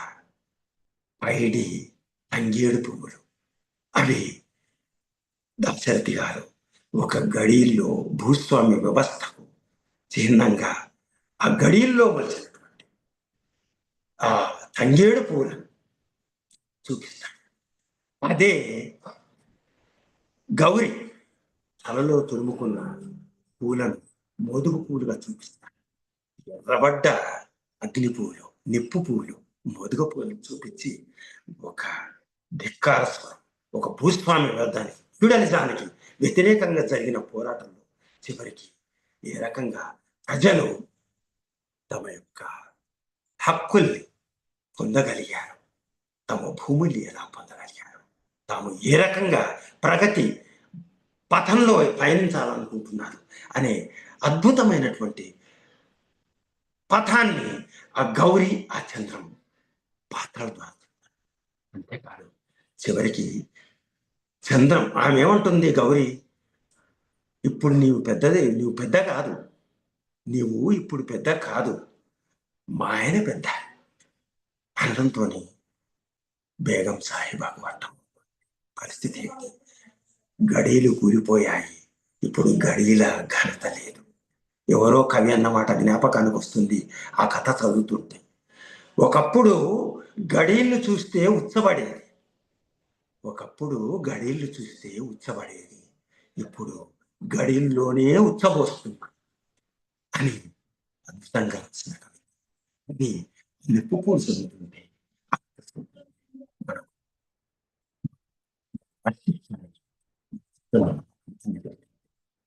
అద్భుతంగా దాశరథి గారు ఆ కథ చెప్తూ చివరికి లోక సహజమైనటువంటి వ్యవహారాలను కూడా చెప్తారు. ఏంటి, ఆ బేగం సాహిబా చివరికి ఆ గడిని వదిలిపెట్టి, ఆ జమీందారు బంగళాను వదిలిపెట్టి ఈ గౌరీ లేదా చంద్రం ఇంట్లోనే ఉండి ఆమె కూడా ఆ చిరిగిపోయిన చీర కట్టుకొని అక్కడ ఉండి ఆమె ప్రజాస్వామీకరించబడింది. నిజం చెప్పాలంటే ఆమె తనలోని నియంతృత్వ భావాన్ని కరిగించుకొని తానొక ప్రజాస్వామిక కరణంగా రంగరించుకొని అక్కడే ఉన్నప్పుడు దాన్ని కూడా లోకం ఏమంటుంది, ఒక నింద వేస్తుంది. చంద్రం ఆమెను ఉంచుకున్నాడు, ఇప్పుడు కట్టే ముఖ్యంగా గౌరీ పట్టించింది, ఆమెకు ఆశ్రయం ఇచ్చింది, గొడుగయ్యింది, నీడయ్యింది. వాళ్ళు ముగ్గురు చివరికి హైదరాబాద్ వచ్చినప్పుడు వెళుతూ ఏదో కాంగ్రెస్ సమావేశం జరుగుతుందని ముగ్గురు చివరికి ముగింపు అద్భుతంగా ఉంటుంది. మా ముగ్గురు హైదరాబాద్కు వచ్చినప్పుడు కాంగ్రెస్ సమావేశాలు విజయోత్సవాలు జరుగుతున్నాయి, విముక్తి ఉత్సవాలు జరుగుతుంటే ముగ్గురు వచ్చినప్పుడు ఆ బంగళా నుంచి వెళుతుంటే ఆ బంగళాల్లో ఆమె చూసింది వాడిపోతున్నటువంటి ఆ పైడి తంగేడు పూలు, గౌరి తలలో జడలో మెరుస్తున్న మోదుగ పువ్వులు నవ్వుతుంది. అద్భుతంగా ఆ ప్రతీకల ద్వారా దాశరథి ఆమె వ్యవస్థ అద్భుతంగా చెప్పాలి. చివరికి ఒక మాట అంటుంది, అంటే ఇక్కడ ఆమె ఎంత అమలినమైనటువంటి వ్యక్తి, ఎటువంటి లోకనింద ఎంత ఉన్నా ఆమె ఒక్క మాటలో లోకనిందను ఆ మాట ద్వారా తీసివేస్తాడు దాశరథి గారు. ఏమంటాడు, చంద్రం గొప్ప వ్యక్తి అనుకుంటుంది బేగం సాహిబా. చంద్రంతో సహజనం చేస్తే, సహవాసం చేస్తే చంద్రం ఉప్పుడుగాతో ఉంటే ఎప్పుడు కూడా బేగం సాహిబా అలాంటి మాట అనుకోదు, అవకాశం లేదు. కాబట్టి దానికి పాఠకులకు ఒక అద్భుతమైనటువంటి సందేశం ఇచ్చారు. చంద్రం గొప్ప వ్యక్తి అనడంలో రెండు అర్థాలు స్ఫురించేలా చెప్తున్నాను. ఒకటి, ఇంత సమాజానికి ఆమె సేవ చేయగలిగాడు, ఒక ప్రజాస్వామ్యం దిశగా సమాజాన్ని తీసుకురాగలిగాడు. అంతేకాదు, నాకు ఆశ్రయం ఇచ్చింది ఒక సోదరి గాను, ఒక గౌరీ ఆశ్రయం ఇచ్చింది, ఆయన ఆశ్రయించాడు. గొప్ప వ్యక్తి అనడంలోనే ఒక అద్భుతమైనటువంటి అందరూ ఒక నిప్పు పువ్వులు, నిప్పు అంటని పువ్వులు, అవి ఎర్రటి పువ్వులే కానీ చెదలంటని పువ్వులు. అందరూ ఆమె నిజంగా ప్రజాస్వామ్యించబడింది. ఆమె యొక్క చివరి గమ్యం ఏంటి అంటే జనజీవన స్రవంతిలో కలవటమే. కాబట్టి ఇంకా ఫ్యూడల్ 49లో స్వతంత్రం వచ్చిన అప్పటికి ఇంకా జాగీర్దారి వ్యవస్థ, జమీందారి వ్యవస్థ మనకు అప్పటికి ఇంకా ఉంది. మనకు రాజభరణాలు రద్దయ్యే వరకు ఆ వ్యవస్థ అవశేషాలు మనకు కొనసాగుతూనే ఉన్నాయి. కాబట్టి ఆ రాజభరణాల రద్దును ముందుగానే ఊహించాడేమోగా కామోసు దాశరథి గారు. మీరందరూ తస్మాత్ జాగ్రత్త, మీరు మారాలి, లేకపోతే సమాజం మిమ్మల్ని మారుస్తుంది అని అద్భుతంగా ముందుకు చెప్పు ఈ నిప్పు పూలు. అయితే ఇక్కడ ఈ నిప్పు పువ్వుల కథను చదువుతున్నప్పుడు నాకు యజ్ఞం కథ జ్ఞాపకానికి వచ్చింది. ముఖ్యంగా మన కాళీపట్నం రామారావు గారు యజ్ఞం కథ, యజ్ఞంలో ఆ అప్పల్ రాముడు చేసినటువంటి అప్పు ఏదైతే ఉందో అది తీర్చకపోతే అతని భూమికి ఎసరు పెట్టినటువంటి ఆ ఊరి మోతుబరు చివరికి ఆ భూమి అమ్మడానికి సిద్ధమైతే పంచాయతీలో ఆ భూమి అమ్మమని చెప్పినప్పుడు అప్పలరాముడి రెండవ కొడుకు అయినటువంటి సీతారాముడు ఏం చేస్తాడు? ఇక మా నాన్న బతుకంతా ఒక కంబారి అంటే ఒక బానిస బతుకు బతికాడు, చివరికి నేను బతికాను, ఇప్పుడు నా కొడుకు బతుకుతాడు అని ఆవేశంతో కోపంతో ఇంటికి బరబరా పరుగులు తీస్తుంటే అక్కడ తీర్పు ఇచ్చినటువంటి వాళ్ళందరూ ఆశ్చర్యంగా చూస్తుంటే కాసేపటికి అతను ఒక గోతాము తీసుకొస్తాడు. ఆ యజ్ఞం కథలో ఆ గోతాములో ఏముందని అందరూ చూసేసరికి ఆ రక్తమోడుతున్న గోతాము తెరిచి చూస్తే ఆ గోతాములో ఏముంటుంది? ఆ సీతారాముడి యొక్క కొడుకు శవం. నిజం చెప్పాలంటే శరీరం ముక్కలై రక్తం అవుతుంది. ఎవరు? ఒక అప్పు చేసి అప్పు తీర్చలేక భూమి అమ్మడానికి ఫ్యూడల్ వ్యవస్థకి భూస్వామ్య వ్యవస్థకి బలైపోయిన అప్పలరాముడి మనమడు ముక్కలు ఒక ధిక్కార స్వరాన్ని ఆ ముక్కలైన మనవడి తండ్రి సీతారాముడు వినిపిస్తే ఇక్కడ గౌరి వినిపిస్తుంది. ఆ ధిక్కార స్వరం మనకు దాశరథి స్వరంలో మనకు కనిపిస్తుంది. ఇక్కడ అద్భుతమైన మనకు. ఇకపోతే ఆ మోదుగు పూల కథనాలు, ప్రకృతి వర్ణనలు దాశరథి గారి సాహిత్యంలో ఉండేది. కథల్లో కూడా వారు కథ చదువుతున్నామా కవిత చదువుతున్నామా అంత వినసొంపుగా కనసొంపుగా అద్భుతమైనటువంటి కథాకథనం వారి సొంతం. అది ఎవరికీ అంతుపట్టని అద్భుతమైన కథనం, కథా కావ్యం అని చెప్పచ్చు. అలా కొనసాగుతూ ఉంటుంది.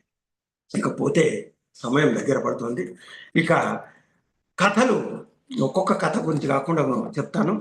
తెలంగాణ అమరజీవుని రక్తాంజలి, పూచిన మోదుగులు, మారువేషం, ఈ 3 కథలు నిజానికి విముక్తి పోరాటానికి సంబంధించిన కథలే. ఈ కథల్లో ముఖ్యంగా దాశరథి గారి స్వీయ అనుభవాలు చెప్పాడని అనుకోవచ్చు. ఎందుకంటే ఈ 3 కూడాను జైలు జీవితం అద్భుతం అని చెప్పడానికి దయనీయమైనటువంటి జైలు జీవితాన్ని వర్ణిస్తాడు. ఏదైతే నిజామాబాద్ ఆయన వరంగల్లో, హైదరాబాదులో, నిజామాబాదులో దయనీయమైన జీవితాన్ని దాశరథి గడిపాడు. అసలు దాశరథి జైలు జీవితం ఒక బొగ్గుతో కవితలు రాస్తూ ఇక్కడ రామదాసు చెరసాలలో ఏ రకంగా కీర్తనలు పాడాడు ఆ రకంగా ఇందూరు జైలులో బొగ్గుతో రాసి ఆయన భగ్గుమన్నటువంటి వ్యక్తి దాశరథి. అయితే అక్కడ ఆ చాలని తిండి 700 మంది ఖైదీలు అక్కడ పెడుతున్నటువంటి 2 జొన్న రొట్టెలు ఇస్తే ఆ జొన్న పిండిలో కూడా ఇసుక, సున్నం, ఒకటేమిటి ఏదో కలిపిస్తే ఆయన ఆరోగ్యం చెడిపోయినటువంటి పరిస్థితి.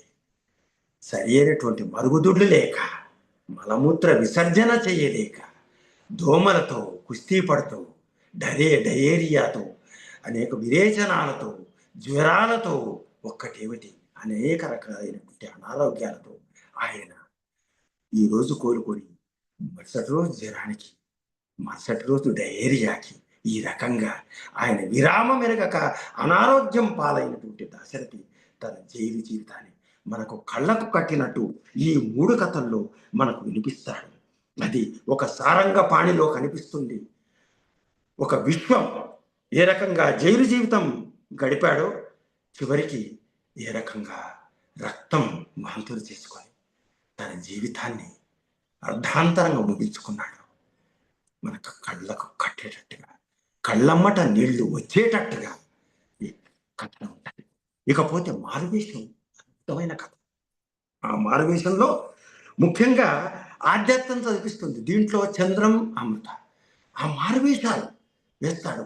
అతను విముక్తి పోరాట యోధుడే. అమ్మాయి 25 ఏళ్ళ అమ్మాయి ఆయన కోసం ఎదురు చూస్తూ ఉంటుంది. తల్లి లేదు, తండ్రి ఉంటాడు. ఎందుకమ్మా ఆ పోరాట యుద్ధంతో అతను ఎందుకు వేరే పెళ్లి చేస్తా అంటే వినదే. అతని కోసమే ఎదురు చూస్తుంటుంది. 3 సంవత్సరాల తర్వాత వస్తాడంటాడు. గంగిరెద్దులు ఆడించే వ్యక్తి రూపంలో మారువేషంలో వస్తాడు. వచ్చేస్తే తండ్రి లోపల ఉంటాడు. ఈమె గమనిస్తుంటుంది. ఆయన స్వరాన్ని విని ఆమె గమనిస్తుంటుంది. వారి ప్రేమలో ఉండే ఆ హృదయ సమతౌల్యత, హృదయ తంత్రులు ఎట్లా ఉంటాయి మనకి ఇక్కడ అర్థమవుతుంది. ఆ రకంగా ఆమె ఇంటి వెనకాల నుంచి పెరట్లో నుంచి తీసుకెళ్ళి అతన్ని గన్నేరు పూల దండలు మార్చి పెళ్లి చేసుకోవటం, ఆ రక్తం ఉండటం, 2 గన్నేరు పువ్వులు మున్నేరులా కలిసిపోవటం, ఆమె గన్నేరుల సంగమం, ఆమె గర్భం దాల్చడం, మరుసటి రోజు అది వెళ్ళిపోవడం, తండ్రి అది గర్భిణిగా కావడంతో తండ్రి కోపతాపాలు, సమాజం ఈసరింపు, ఎన్ని కష్ట నష్టాలు అద్భుతంగా వివరిస్తారు. చివరికి అదే చంద్రం పేపరు వాడిగా మారువేషంలో మళ్ళీ వస్తాడు. ఏమో మారువేషంలో వస్తాడు, మధుర శుభవార్తను మోసుకొస్తాడు. ఏం చేస్తాడు? పోరాట యోధులందరికీ నిర్బంధం నుంచి విముక్తి లభించి జైలు జీవితం నుంచి వారు స్వేచ్ఛగా బయటికి రావచ్చు అని అతను పేపర్ ఇస్తాడు. చూస్తాడు. వాటి ఇది ఒక కథ. అమ్మాయి అతని ఎదురు అంటే ఆనాడు మనం ఈరోజు ఎంత స్వార్థంతో ఆలోచిస్తున్నామంటే ఒక భర్త కుటుంబ వ్యవస్థ కూలిపోతున్న పరిస్థితి కనిపిస్తుంది. భార్యాభర్తల మధ్య చిన్న విషయాలకి ఏంటో ఆయన వెళ్ళాడు రాలేదు అని చిన్న విషయాలకే విడిపోతున్నటువంటి పరిస్థితిలో ఒక అద్భుతమైనటువంటి కథనంతో సంవత్సరాలతో పాటు భార్యాభర్తల వియోగం ఉన్నా, ఎడబాటున్నా, విరహం ఉన్నా ఒకరికొకరు ఆ ప్రేమలో ఎంత సత్యం ఉంది, ఎంత నిత్యం ఉంది, ఎంత పత్యం ఉంది. ఎన్ని రోజులు ఎదురు చూశారు. ఇవన్నిటినీ ఒక అద్భుతమైనటువంటి కథల్లో మనకు ఈ మారువేషం అనే కథలో మనకు దాశరథి గారు చూపిస్తారు. అద్భుతమైన కథలు. ఇకపోతే బదరి అనేది మనకు మరొక కథ. ఈ బదరి అనే కథ ఒక కాల్పనిక మనోవైజ్ఞానిక కథగా చెప్పుకోవచ్చు. ఇదేంటంటే బదరి అంటే రేగుపండు. బదరీనాథ్ అనే పేరు వినుంటారు. రేగు చెట్లు ఎక్కువ ఉండే ప్రాంతం కాబట్టి అదే బదరీనాథ్ అనేది. దాని పౌరాణిక ప్రాశస్తం వేరు, ఏదో మనకి ఇక్కడ సంబంధం లేదు. బదరి అనేది రేగుపండు. అంటే ఇక్కడ ఒక వదిన, మరిది, వనజ మరియు రఘు. ఆ పాత్రలో రఘురామ అవుతాడు. ఆ వదిన రోజు భర్తను నిద్రపుచ్చిన తర్వాత ఈ చిన్నప్పటి నుంచి ఈ బాబుకి మరిదికి కథలు వినే అలవాటు, ప్రశ్నలు వేసే అలవాటు, ఆమెకు కథలు చెప్పే అలవాటు. కొడుకులాగా చూసుకున్నాడు. అలా యువకుడైనా యవ్వనంలోకి వచ్చినా కూడా ఆ బాబు ఆ రఘు వదినకు కథలు అడగటం, ఆమె కథ చెప్పడం. ఆ కథ ఒక మనోవైజ్ఞానిక నవలగా, ఒక బి విఠలాచార్య సినిమాలాగా ఉంటుంది. ఆయన కథలు చెప్పడం. ఒక రేగుపండు, ఒక ఋషి దగ్గరికి వెళ్ళడం, 7 నదులు దాటడం, ఒక ఋషి దగ్గరికి వెళ్ళడం. ఆ ఋషి ఏదో ఆ పక్కన దిబ్బ పైన ఒక రేపు చెట్టు ఉంది, ఆ పండు తింటుంటే ఆ పండు విప్పితే ఒక బదరీ కుమారి అనే రాజకుమారి కనిపిస్తుంది అని చెప్పడం. అలాగే చేయడం, తీసుకురావడం, ఆమెను ఇద్దరు పడడం. ఆ చివరికి ఎవరో ఒక కుమ్మరి అమ్మాయి రావడం, ఆమె మోసగించి, ఎందుకంటే ఈ అబ్బాయిని తాను పెళ్లి చేసుకోవాలని బదరి కుమారిని మోసగించి నానా రకాల జిత్తులతో ఆమెను చంపడం. ఇతను మోసం చేస్తుంది, ఆమెను మోసం చేస్తుంది. ఇతని చివరికి ఈ రఘును పెళ్లి చేసుకోవడం. చివరికి మళ్ళీ ఆమె ప్రతిసారి రేగు పండు కానీ తామర పువ్వు కానీ ఏదో అవన్నీ కథ కదా, జానపదకి కథ కదా, ఆ రకంగా రావడం. చివరికి పక్షి భాషలో పక్షులు, తర్వాత పువ్వులు, నానా రకాల ప్రకృతి సహకరిస్తుంది. చివరికి రక్త స్నానం జరిగితే ఆమె ఇంకా బతికే ఉందని ఈ అమ్మాయి ఏం చెప్తుంది, ఆ బదరి కుమారిని చంపితే, బదరి కుమారి అని ఇతనికి తెలియదు, ఆమెను చంపితే ఆ రక్త స్నానం చేస్తే నా అనారోగ్యం బాగవుతుంది, లేకపోతే నేను చనిపోతానంటే ఆ అమ్మాయిని చంపి తీసుకురా. ఇట్లా రకరకాలుగా కథలు చేసి మయోపాయ చేసి చివరికి ఏమవుతుంది, ఆ అమ్మాయి బదరీ కుమారి, ఈ అమ్మాయి కుమ్మరి అమ్మాయి తను మోసం చేసిందని ఇది ఋషి ద్వారా, పక్షి భాష ద్వారా తెలుసుకొని చివరికి ఆ అమ్మాయిని తీసుకురావడంతో సుఖాంతం అవుతుంది. ఆ కథ ఈ వదిన లేదా ఈ వనజ ఆ మరిదికి లేదా రఘుకు కథ చెప్తున్నప్పుడు ఆ అబ్బాయి కలిగే భావావేశాలు లేదా ఈ వనజలో కలిగే భావావేశాలు లేదా ఉద్దీపనలు, కామోద్దీపనలు మనకు కనిపిస్తాయి. అంటే దాశరథి గారు అంటారు, ఒక చోట ఏమంటారంటే ఆమె వదిన స్థానం నుంచి తల్లి స్థానం నుంచి మారిపోయింది అని అంటారు. అంటే ఇక్కడ అనైతిక బంధాల, ఏ బంధాలివి, అమలిన బంధాల, మలిన బంధాల అనేది కాదు ప్రశ్న. దీనికి జవాబు నాకెక్కడ దొరికిందంటే, దీన్ని చదివినప్పుడు ఆ సమస్య నాకు కనిపించింది ఏంటంటే, ప్రఖ్యాత కన్నడ రచయిత శివరామ కారంత్ ఆయన రాసిన మూకజ్జీయ కణసుగళ్ళు అనే దానికి 1977లో 64లో కామర్స్ రాశాడు. 77లో క్షమించాలి 68లో రాస్తే 1977లో ఈ మూకజ్జీయ కణసుగలకు జ్ఞానపీఠ పురస్కారం లభించింది. ఆ మూకజ్జీయ కణసుగలు అంటే మూగజ్జీయ కళలు అని అర్థం. ఆ కన్నడంలో అద్భుతంగా రాస్తారు. దాంట్లో ఇక్కడ ఇద్దరు పాత్రలే, వనజ మరియు ఎవరు రఘు. అక్కడ ఇద్దరు పాత్రలే మూకజ్జీయ కణసుగలలో. ఒకరు 85 ఏళ్ల ముసలావిడ మూకజ్జీయ, ఆమె మనమరాలు. ఈ ముసలావిడ బామ్మ, ఆమె మనవరాలు. ఆమె అలాగ ప్రశ్నలు అడగడం, ఈమె కూడా మనోవైజ్ఞానిక కథలు చెప్పడం. దానికి తాత్వికత, దానికి తాంత్రికత కూడా ఉంటుంది. ఆ కథలు చెప్పడం మనోవైజ్ఞానిక విశేషణతో వినువీధుల్లో విహరించేటట్టుగా మన సినారే గారు అదేదో నిద్రపోయినది లెక్కనమా, నింగు చేసినది లెక్కమా అని చెప్పినట్టుగా అద్భుతంగా ఈ దాశరథి గారు ఈ కథల్లో, ఈ జానపద కథలు ఇస్తారు. అయితే ముగింపులో ఏం చెప్తాడు, ఆ బాబు ఊహించుకున్న బదరీ కుమారి రాజకుమారి ఎవరో కాదు ఆయన అని ఏమైంది అనేది మనకు స్పష్టంగా తెలియదు. ముగింపులో భర్త పిలిచాడు, ఆమె వెళ్ళింది, భర్త దగ్గరికి వెళ్ళింది, కథ ముగిసింది.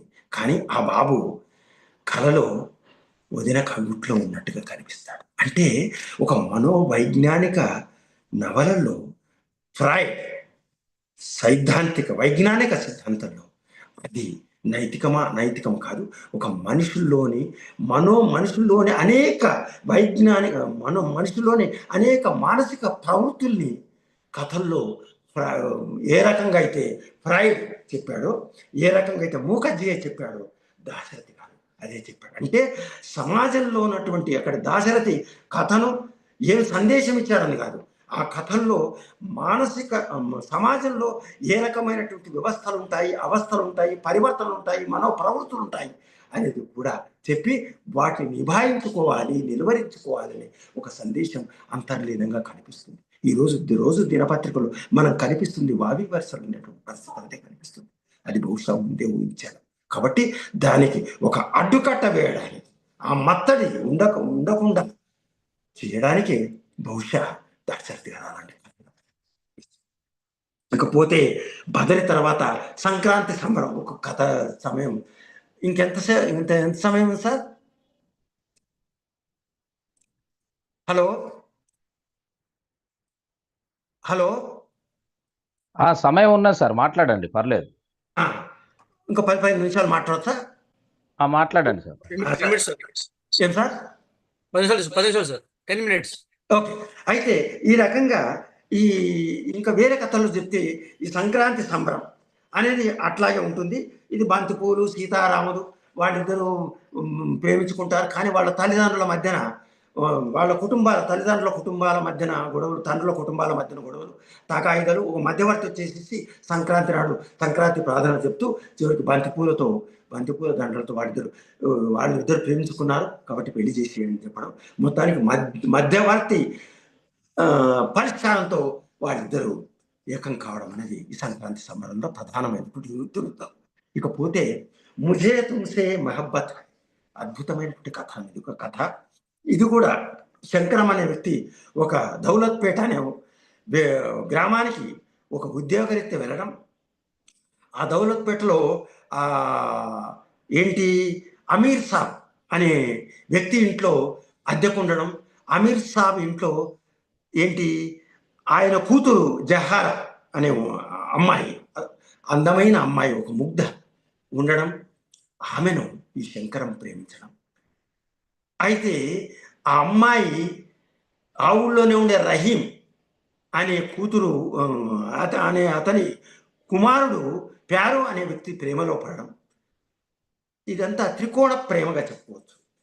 ఇది ఇలా జరుగుతుంటే ఈ అమీర్ సాబ్ ఎవరైతే ఉంటారో, ఎవరు ఈ అమ్మాయి తండ్రి, ఈ అబ్బాయి శంకరం అద్దెకుండే ఇంటి యజమాని తాగుబోతు, భార్య లేదు, జల్సారాయుడు, డబ్బు మనిషి, అప్పులు చేయడం, కూతురు పెళ్లి గురించి కూడా ఆలోచించని మనిషి చివరికి ఒక తాగుబోతూ, తిండిపోతూ, తిరుగుబోతుగా ఉండి చివరికి తన జల్సాల కోసం ఆ రహీం సాబ్ దగ్గర 5,000 రూపాయల అప్పుని తీసుకొచ్చేసేసి ఆ అప్పు తీర్చలేక చివరికి ఏం చేస్తాడు, తన కూతురు జహారాను ఆ రహీం సాబుకు అదేదో చెప్పినట్టు ముదుసలికి కట్టబెట్టి అని గురజాడ వారు అన్నట్టు కథలు చెప్పినట్టుగా ఆ ముసలాయనికి కట్టబెట్టడానికి గురజాడ కన్యాశుల్కం కథలో ఉన్నట్టుగా ఆ ముదుసలికి కట్టబెట్టడానికి ఇతను ఒప్పందం కుదుర్చుకోవడం.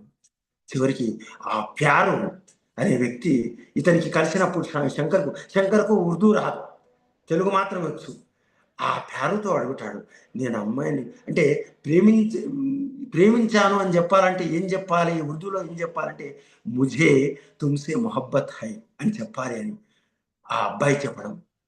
నిజానికి తాను ప్రేమించిన అమ్మాయికే ఇతను ఏది ఆ మాట చెప్తాడని ఆ ప్యారు ఊహించకపోవడం. చివరికి తన తండ్రే తాను ప్రేమించిన వ్యక్తిని పెళ్లి చేసుకోవడానికి సిద్ధమయ్యాడు. విచిత్రం ఏంటంటే 5,000 రూపాయల కోసం ఈ అమీర్ సాబ్ రహీం సాబ్కు తన కూతుర్ని ఇచ్చిన ఒక వస్తువులాగా చూడు. ఇక్కడ కూడా మనకి కథ జ్ఞాపకానికి వస్తుంది. అక్కడ భూమి దాన్ని కుదోబెట్టడం, అమ్మడానికి సిద్ధమైతే ఇక ఒక వస్తువును తన సాక్షాత్తు తన కడుపున పుట్టిన కూతురును ఒక వస్తువుగా ఆమె ఇష్టాయిష్టాలతో ఆమె యొక్క ఆలోచనలతో నిమిత్తం లేకుండా ఇవ్వడానికి సిద్ధపడడం అనేది చాలా ఒక హేయమైనటువంటి హీనమైనటువంటి పని. దానికి ఇది తెలియని ఈ శంకరం చివరికి బాధపడి అది మొత్తానికి ఆ అమ్మాయికి చెప్పాలనుకుంటున్న పరిస్థితుల్లో తనను ఆ ముదుసలి రహీం సాబుకు కట్టబెడుతున్నాడని తెలిసినటువంటి ఆ జహారా ఒక అర్ధరాత్రి పూట ఇంటి నుంచి బయలుదేరినప్పుడు ఇతను చూసి ఆశ్చర్యపోయి ఎందుకు వెళ్తుంది చీకట్లో అంటే ఇతను వెళ్ళడం. చివరికి అమ్మాయి నదిలో దూకడం, ఆమెను రక్షించి ఇతను తీసుకొచ్చేసరికి అప్పటికే ఆమె చివరి చివరి క్షణాల్లో ఉండటం. అప్పుడు ఇతను ముఝే తుమ్సే మొహబ్బత్ హై అని చెప్పినప్పుడు ఆమె చెప్పిన మాట ఏంటో తెలుసా, మై ఆప్కే బహన్ హూ అంటే అది కూడా అర్థం కాదు. బహన్ హూ అంటే ఏమిదో అనుకుంటాడు. కానీ అప్పటికే ఆమె కళ్ళు మూసింది, కథ ముగిసింది. ఆ తర్వాత ఆ గోరీలు ఆమెను గోరీ కట్టి అక్కడ తీసుకెళ్ళి నమాజే జనాజా చేసిన తర్వాత అదే ప్యారును కలిసి బాధతో తన ప్రియురాలు చనిపోయినప్పుడు బాధతో ఉన్న ప్యారును ఇతను అడుగుతాడు. మై ఆప్కి బహన్ హూ అంటే అర్థం ఏంటంటే నేను నీ చెల్లెని అని ప్యారు చెప్తాడు. అర్థం ఇక్కడ ఉర్దూ భాష పైన ఉండే పట్టే కాదు, చెప్పే కథనం కూడా మన కడుగడుగున ఎక్కడ కూడా ఒక అక్షరం కూడా వదలకుండా చదవాలి. ఒక అద్భుతమైన కథ ముఝే తుమ్సే మొహబ్బత్ హై. ఇట్లా ఈ కథ జరిగితే ఇకపోతే నారింజ పండు అనే కథ అదొక అద్భుతమైనటువంటి కథగా చెప్పుకోవచ్చు. ముఖ్యంగా దీంట్లో రామం రుక్మిణి అనే ఇద్దరు దంపతులు కొత్తగా పెళ్లి చేసుకున్న వాళ్ళు ఉంటే ఆ రుక్మిణి తల్లిగారింటికి వెళ్తే ఈయన పెద్ద ఐఏఎస్ ఆఫీసర్ కాబట్టి సెలవు దొరకక ఉంటే ఇంట్లో ఉంటే ఒక సీతి అని ఒక కోయ అమ్మాయి ఆ నారింజ పండ్లు అమ్ముతూ ఇంటికి రావడం, ఈ పండ్లు ఇస్తూ ఆ ఇంట్లో ఉండి ఈరోజు ఉంటాను ఇంట్లో ఈ రాత్రికి, ఇప్పటికి చీకటి పడిపోయింది అని చెప్పేసి ఇంట్లో ఉండడానికి అంటే ఇతను భయపడిపోయి అయ్యో ఇదేమిటో నిష్ఠాగరిష్ట ఒక రకంగా చెప్పాలంటే ప్రవరాక్షుడిగా చెప్పవచ్చు. ఆ రకంగా మళ్ళీ ఏమవుతుందో అని చెప్పేసి తన యొక్క మనోనియంత్రణ లేదని అనుకోవాలి. ఆ రకంగా అతను ఏం చేస్తా అంటే సరే ఉండు అని చెప్పి, నిజానికంటే అటు సీతి అనే అమ్మాయి అటువంటిది కాదు. కాకపోతే ఆమె ఉన్న పరిస్థితి మళ్ళీ ఎందుకు వెళ్ళటం అంటే ఆమె ఇక్కడ ఉండి పొద్దున్నే వెళ్ళాలనుకుంటున్న అమ్మాయి, అక్కడ ఆమె గట్టు దాటి గీతలు దాటి వెళ్ళాలనుకున్న అమ్మాయి ఏం కాదు. ఎందుకంటే ఆమె కూడా కొన్ని విలువలు. కాకపోతే ఇతను నేను ఎక్కడ దాటుతాను అనుకున్నటువంటి ఒక భయంతో ఇతను ఆమెను ఆ ఇంట్లోనే ఉండమని చెప్పేసి ఇతను తన స్నేహితుడి వాహనం తీసుకొని తన అత్తగారైన ఊరికి వెళ్ళి రుక్మిణిదేవి అంటే తన రుక్మిణి దగ్గరికి వెళ్ళటం. ఈ కథ చదువుతున్నప్పుడు మనకి ఈ నారింజ పండు అంటే తాను ఎక్కడ పట్టు తప్పుతాను, గట్టు తప్పుతాను అని అతను ఊహించినప్పుడు మనకు ఈ గాలివాన కథ, పాలగుమ్మి పద్మరాజు గారి గాలివాన కథ కనుక గాలివాన కథ కలుగుతాయి ఉంటుంది. అతను పెద్ద గొప్ప ఊరిలో ప్రముఖ వ్యక్తి. ఆ వ్యక్తి ఒకసారి రైల్లో ప్రయాణం చేస్తూ వేరే ఊళ్ళో ఉపన్యాసం ఇవ్వడానికి, ఏదో ఆధ్యాత్మిక ప్రసంగం చేయడానికి వెళ్తున్నప్పుడు అతను నిష్ఠాగరిష్ఠుడు, అతను కూడా అద్భుతమైన వ్యక్తి, మంచి నిబంధనలు, విలువలు, నైతిక విలువలు ఉన్న వ్యక్తి. అతను రైల్లో వెళ్ళి రైలు స్టేషన్లో దిగినప్పుడు అక్కడ కూడా ఒక భిక్షగత్తె కలుస్తుంది, గాలివాన వస్తుంది. ఆ గాలివానలో ఆ ఇద్దరి మధ్య జరిగే సంఘటన ఒక అద్భుతమైనటువంటి వైజ్ఞానిక నవల. చివరికి అతను కట్టుబాట్లను, నియమ నిబంధనలు, తన విలువల్ని తుంగలో తొక్కినటువంటి పరిస్థితి. ఒక మనిషి యొక్క మనోప్రవృత్తుల్ని, మనిషి యొక్క భిన్న పార్శ్వం, ఒక్కొక్కసారి మనిషికి బయట కనిపించే మనిషి వేరు, లోపలి మనిషి వేరు అనేది దాశరథి చెబుతూ, ఇక్కడ ఈ రామం పాత్ర ద్వారా అటువంటి పరిస్థితి జరగకుండా తనను నిభాయించుకొని, నియంత్రించుకొని వెళ్ళడం అనేది సమాజానికి ఇచ్చినటువంటి ఒక అద్భుతమైనటువంటి సందేశంగా చెప్పడం. అంటే ఒక నైతిక విలువలకు కూడా ఇక్కడ ప్రధానమైనటువంటి ఒక పీఠం వేశాడనే అనుకోవచ్చు.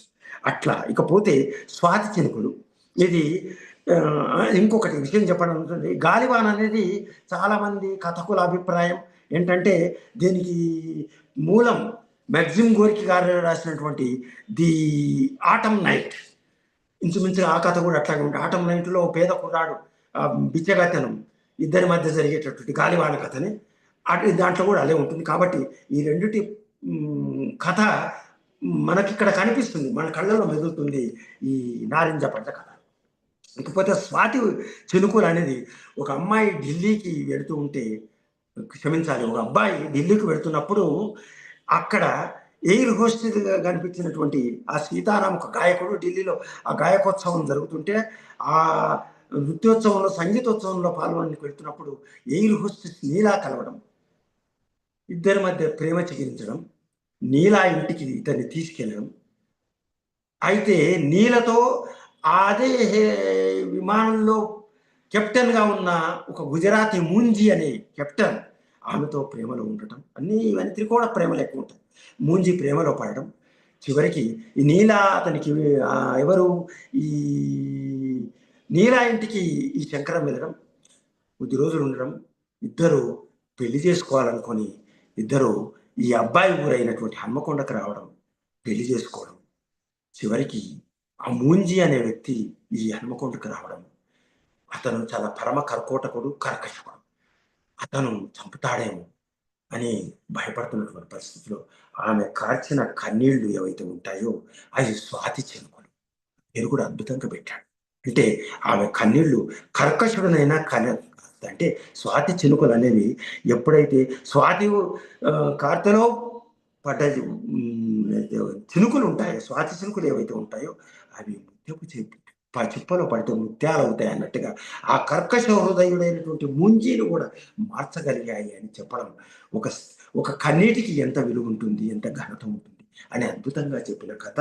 ఇదే కథానయం నుంచి మన సాహిత్య అకాడమీ వాళ్ళు తీసుకొచ్చేసి చివరిగా 13వ కథగా చేర్చి పేర్చడం అనేది ఒక అద్భుతమైనటువంటి అంశం. ఇకపోతే సగం కళ, ఇది అనువాద కథ. ఇది పహవాద, ఇఫ్తికార్ అనే ఇద్దరి మధ్య, భార్యాభర్తల మధ్య కథ. ఆమె ప్రేమరాహిత్యం, భర్త ప్రేమ కోసం ఎదురు చూస్తూ ఉంటుంది, ఆయన మాత్రం ప్రేయసి కోసం నిరీక్షిస్తుంటాడు. చివరికి ప్రేమ భిక్ష పెట్టమన్నా కూడా ఆయన పెట్టలేనటువంటి పరిస్థితి. ఇటువంటి ప్రేమరాహిత్యంతో నలిగిపోతున్నటువంటి అబలలు గురించి అద్భుతంగా ఈ కథను రాస్తాడు. అట్లాగే దేశం మేల్కొంది అనే కథ మామూలుగా స్వతంత్ర ఉద్యమం, ముఖ్యంగా స్వతంత్రం వచ్చిన తర్వాత కూడా ఈ దేశానికి పక్కనే ఉండేటటువంటి పొరుగు రాష్ట్రాల బెడద వదలలేదు. ఆ పొరుగు దేశాలు యుద్ధాలు చేసినప్పుడు తన పెళ్లినే వాయిదా వేసుకొని ఆ హిమాలయాల్లో యుద్ధం చేయడానికి వెళ్ళినటువంటి వైనాన్ని అద్భుతంగా ఈ దేశం మేల్కొంది అనే కథలో, ఇది అనువాద కథ.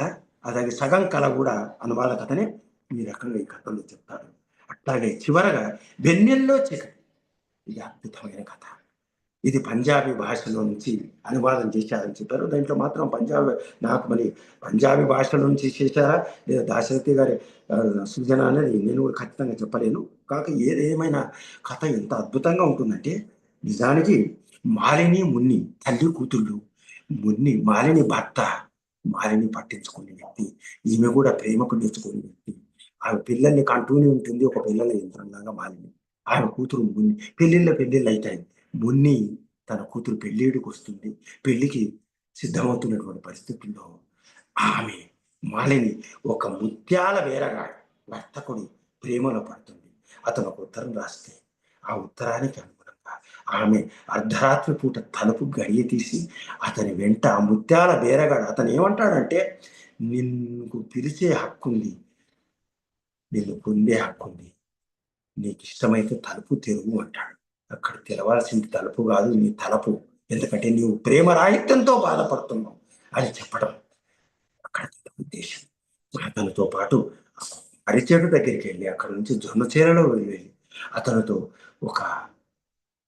తన ప్రేమను పంచుకొని తన ప్రేమ శిఖరాలపై వాళ్ళిద్దరూ విహరించి తెల్లవారుజామున ఇద్దరికి వచ్చిన తర్వాత ఏమవుతుంది, కథ అనూహ్యమైన మలుపు తిరుగుతుంది. ఆ ఇంటి పక్కన ఉండే ఆమె సుబేదా కానీ ఆ జమేదారు జుమా అందరూ వచ్చేసేసి అందరూ చూశారు, అంతా కంటపడ్డారు. ఈమె అనుకోలేదు, ఎవరికి కంటపడలేదు అనుకోని, కానీ కంటపడ్డారు. అందరూ వచ్చేసేసి వాళ్ళు ఏమనుకుంటారంటే, తల్లి కాదు వెళ్ళింది, వాడితో వెళ్ళింది కూతురు అనుకుంటారు. ఎందుకంటే ఈమె కూతురు గాజులు వేసుకొని, ఎర్ర గాజులు కూతురు పెళ్లి కోసమని ఆ మున్ని ఎవరైతే ఉన్నారో ఆ 12 గాజులు తెచ్చుకొని తన చేతికి వేసుకొని రాత్రి పండుకునేటప్పుడు ఆ గాజులు తీసి ఆ తలగడి కింద పెడితే ఆ గాజులు ఈమె ముచ్చటపడి వేసుకొని వెళ్ళింది. ఆ ఎర్ర గాజులు చూసి ఆమె కాదు, ఎందుకంటే ఇంకోటి మేరీ ముసుగు వేసుకున్నది, ఆమె ముఖం చూడడానికి అవకాశం లేదు. తల్లిని కూతురు అనుకున్నారు. ఆ మేలు ముసుగు ఎప్పుడు ఆ కూతురు వేసుకునేది, మున్ని వేసుకునేది. కాబట్టి ఆ మేలు ముసుగును ఎర్రగాజు చూసి ఈ మాలిని కాదు మున్ని అనుకున్న చూసిన జనం తెల్లవారుజామున వచ్చేసి తల్లి కాదు కూతురు అనుకున్నారు. ఆ వర్తకుడితో పులికింది అనుకున్నారు. వచ్చి నీ కూతురు రంకు బొంకుది, దొంగది, అర్ధరాత్రి పూట వెళ్ళింది, దీనికి పెళ్ళా, ఇక 3 రోజుల పెళ్లి పెట్టుకొని ఎంత హీనమైన పని చేసిందంటే ఈమె కట్టెలాగా బిగిసిపోయి చూస్తుంది. ఇటు చెప్పలేక తాను చేసిన పనికి తన కూతురు శిక్ష అనుభవిస్తుందని బాధపడుతున్న తరుణంలో ఆ కూతురు అప్పుడే గుడికి వెళ్ళేసి వస్తూ ఇదంతా విని, ఏంటి మీరు మాట్లాడుతున్నది, ఎందుకంటే ఆమె వెళ్ళలేదు కాబట్టి గట్టిగా దబాయించి, ఏం మాట్లాడుతున్నారు మీరు, నన్ను దొంగనని ఎందుకు అంటున్నారంటే, అందులో ఆ జమేదారు జుమ వచ్చేసి, ఇదిగో గాజు, పగిలిన గాజు, ఈ తోటలో నీవు పడుకున్న తోటలో ఈ గాజు ఉంది, చూడు నీ గాజు అని చెప్పేస్తే ఆ పగిలిన గాజు చూస్తే ఈ అమ్మాయి ఒక్క మాట మాట్లాడు, ఆ గాజు తీసుకొని, ఆ ఎర్ర గాజు తీసుకొని లోపలికి వెళ్ళి తన 12 గాజులు లెక్క పెడుతుంది. ఆమె దగ్గర 12 గాజులు ఉన్నాయి, పెళ్లికాని తెచ్చుకుంది.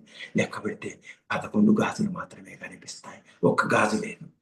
ఆమెకు మొత్తం చిత్రం అర్థమైపోయింది. దీంట్లో ఎవరెవరు ఏంటి అనేది అర్థమైంది.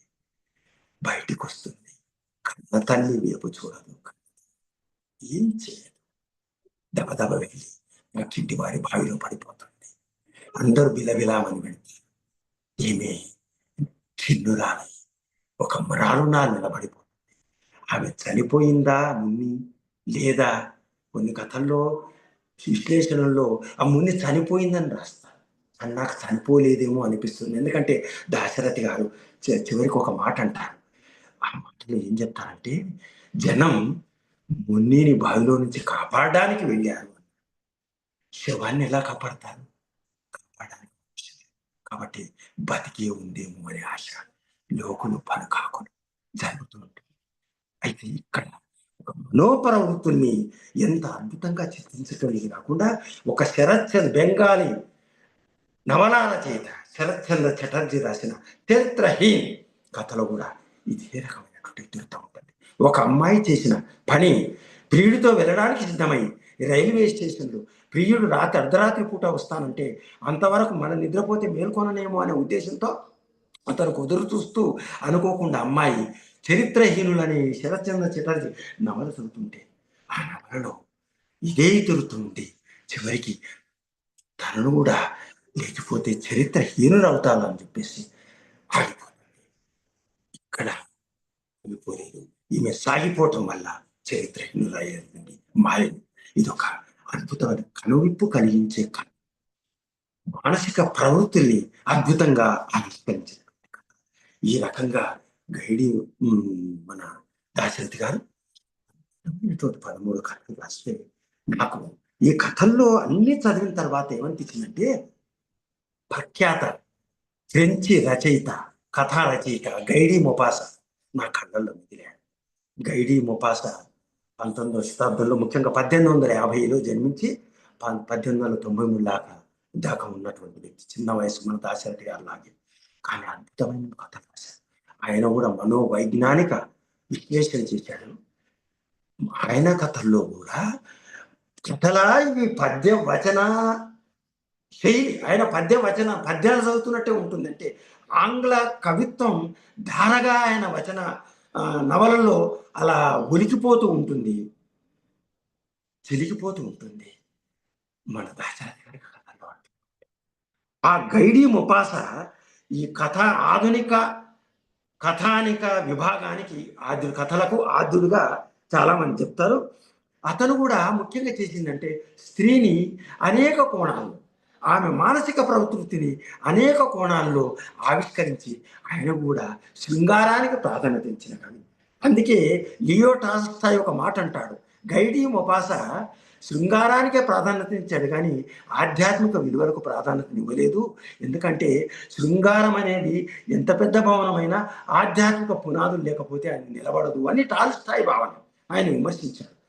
అదే రకంగా మన దాశరథి గారు అంగారము శృంగారం రెండోటికి ప్రాధాన్యత ఇచ్చారు, ఆధ్యాత్మిక విలువలు ఇవ్వలేదని ఎవరైనా అనుకున్నా, దాశరథి గారు ఆధ్యాత్మికమైన పథంలో వెళ్ళినా అనేకమైనటువంటి పాటలు రాశారు. సినిమా పాటలు రాసిన, శృంగారం రాసిన, లేదా అంగారం రాసిన, ఆయన ప్రధాన ఏకైక ధ్యేయం సామాజిక చింతన, విముక్తి.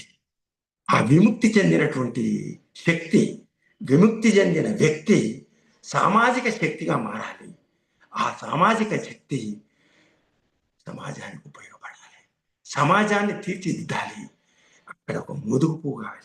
ఎందుకంటే అతను ప్రతి చోట ఒక విప్లవానికి ఆ మోదుగు పువ్వును, ఒక బంతి పువ్వును, ఒక మల్లె పువ్వును, ఇంకొక పువ్వును చెబుతూ ఆ ప్రతీకలుగా వర్ణిస్తూ ఇక్కడ కూడా అద్భుతమైనటువంటి కవితా శైలితో, అద్భుతమైనటువంటి శిల్పంతో ఆ కథనాన్ని కొనసాగిస్తూ ప్రతి కథలో కూడా తనదైనటువంటి ఒక సందేశాన్ని మనకు దాశరథి గారు ఇస్తారు. కాబట్టి ఈ రకంగా చివరికి దాశరథి గారి గురించి చెప్పాలంటే, తను ఆధ్యాత్మికంగా చెప్పినా కూడా అతను చివరికి చెప్పదలుచుకున్నది ఏంటంటే,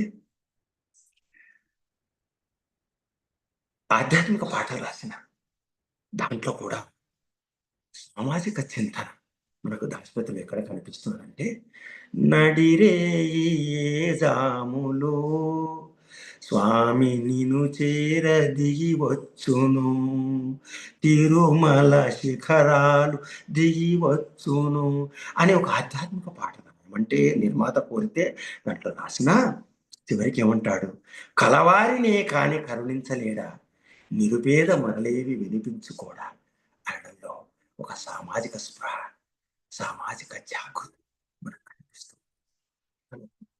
దేవుణ్ణే ప్రశ్నిస్తుంది, నిరుపేద మొరలు వినిపించుకోడా అని. అంటే అక్కడ దేవుణ్ణైనా రూపంలో వేసే ప్రశ్న.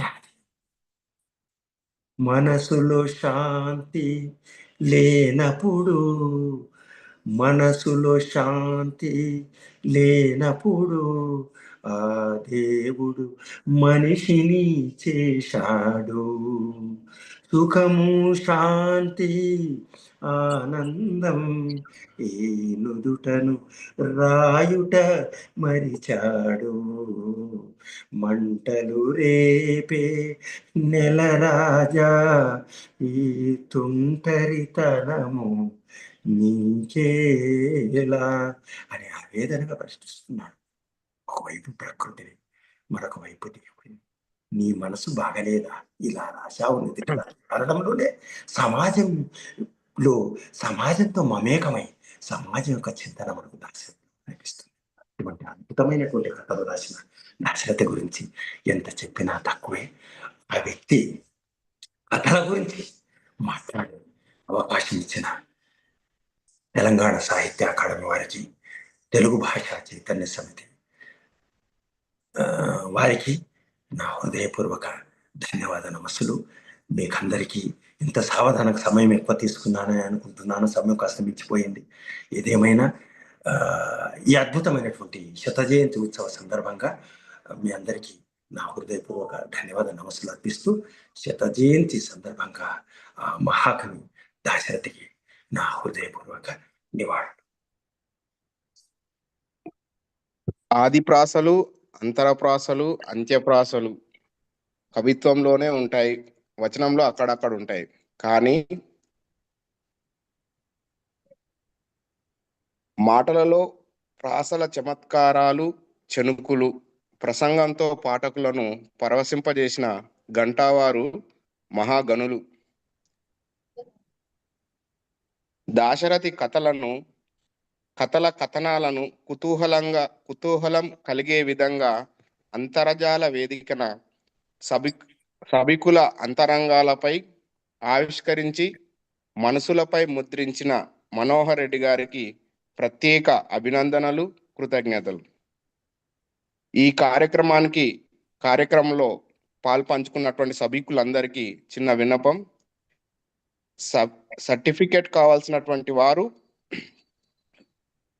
చాట్ బాక్స్ లో లింక్ పోస్ట్ చేశారు. కొంతమంది పూర్వ సర్టిఫికేట్ రాలేదని చెప్పారు.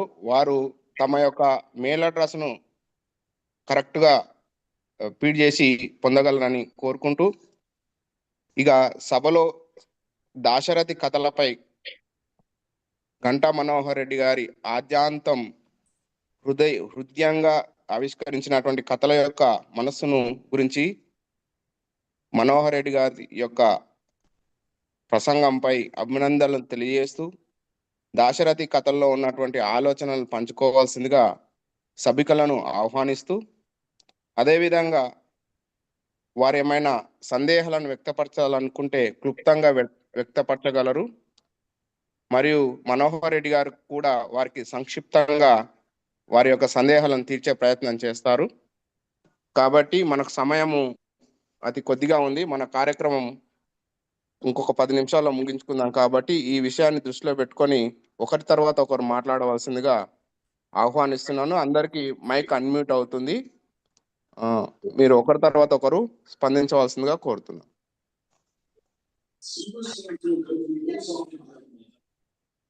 మాట్లాడండి సార్. మాట్లాడదాల్సిన వారు హ్యాండ్ రైజ్ చేస్తే కూడా నేను పిలుస్తాను. చాట్ బాక్స్ లో హ్యాండ్ రైజ్ చేయగలరు. కర్లేష్ సార్. సార్ భద్రేష్ సార్ మాట్లాడండి. సార్ నమస్కారం. మనోహర్ రెడ్డి సార్. గంటా సార్. చాలా స్పష్టత, అత్యంత క్రిస్టల్ క్లియర్ గా ఉన్నట్టుగా మీ వాయిస్ కానీ లేదా మీ భావ స్పష్టత కానీ చాలా స్పష్టంగా ఉంది సార్. ఉపన్యాసం సదా అనుసరణీయులు. ఈ విషయంలో ఉపన్యాసం ఇవ్వడంలో మీరు అనుసరించదగినటువంటి వారు.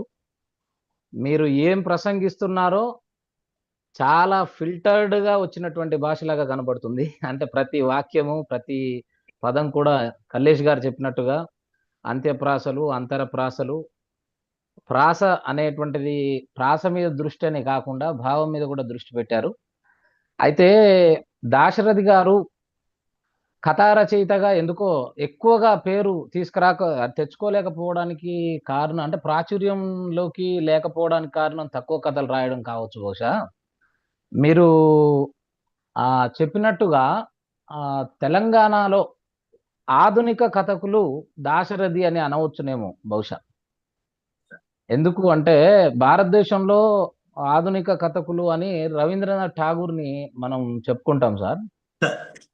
ఆంధ్ర ప్రాంతంలో గురజాడ అప్పారావు గారు. అంటే వీరి యొక్క కథల్లో మీరు అన్నారు కదా హంగారం శృంగారం అనే కాకుండా దాశరథి గారు బంగారం కూడా అని నేను అంటాను.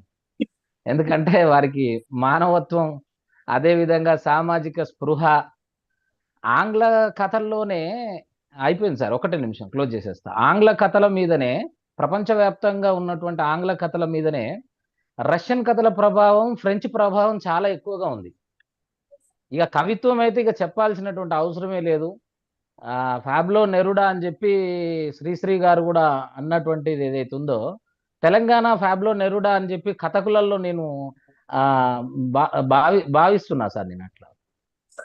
సో చాలా బాగా చెప్పారు సార్.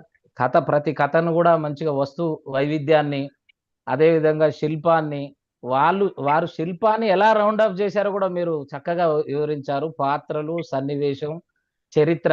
ఇంకొక విషయం, ఇదొక్క విషయం చెప్తాను సార్. ఏంటిదంటే, మొదటి తెలుగు భాషా చైతన్య సమితి ఈ కార్యక్రమంలో మొదటి ప్రోగ్రాంలో భాగంగా డాక్టర్ నందిని సిద్ధారెడ్డి గారి ఉపన్యాసాన్ని వినిపించారు. ఆ ఉపన్యాసంలో ఏమన్నారు వారంటే, తెలంగాణ ఉద్యమం గురించి ఎందుకో వారు మాట్లాడలేదని అన్నారు. ఆ రోజు అది నేను వ్యతిరేకించాను. ఈ రోజు మీ దాంట్లో సమాధానం దొరికిందండి నాకు. ఎట్లా అంటే, చారిత్రకంగా పరిశీలించినప్పుడు ఒకప్పుడు పాకిస్తాన్ అనేది శత్రుదేశం ఏం కాదు కదా. ఆ రోజు ఉన్నటువంటి ఆలోచన అది వలసవాద పాలనకు మాత్రమే వ్యతిరేకం.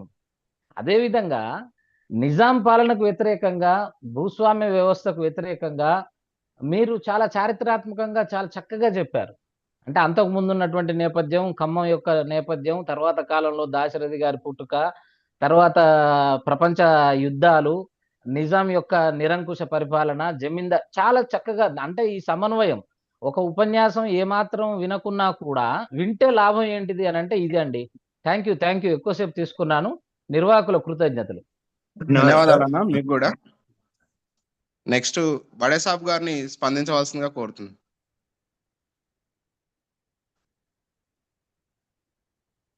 మేడం అనిశెట్టి రజిత గారు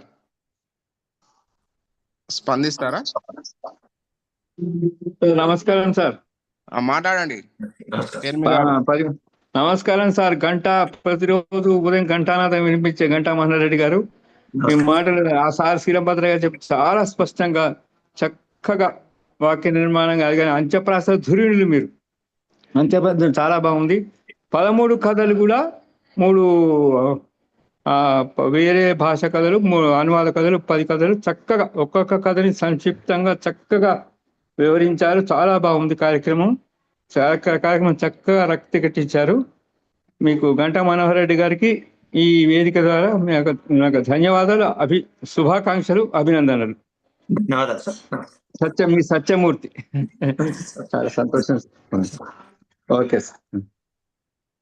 బడే సాబ్ గారు ఏమైనా మాట్లాడతారా? రజిత మేడం, సీతాలక్ష్మి మేడం,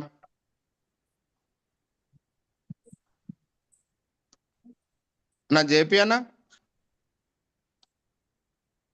మీరు మాట్లాడండి. మాట్లాడు. Seethalakshmi madam. Sir Manohar Reddy sir, నమస్తే. చాలా బాగా చెప్పారు.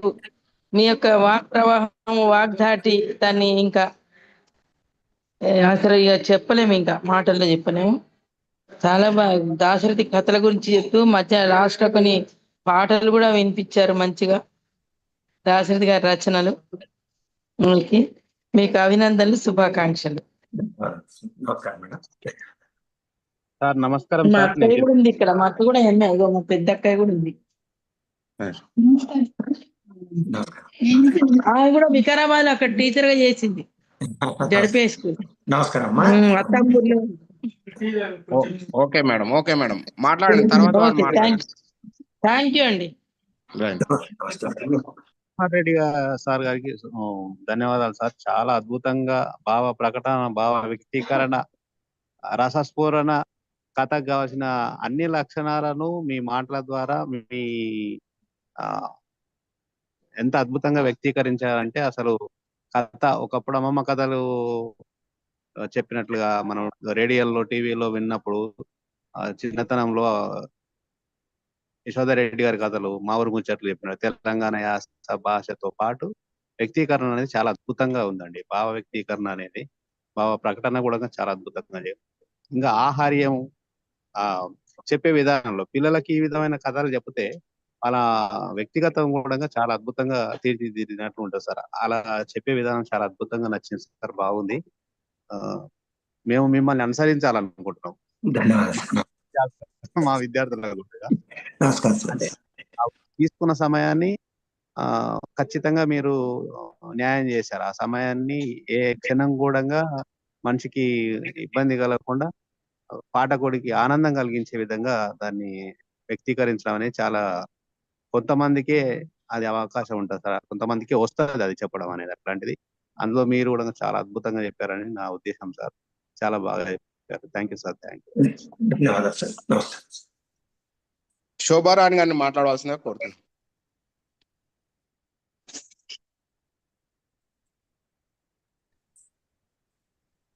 కొండల శోభారాణి గారు.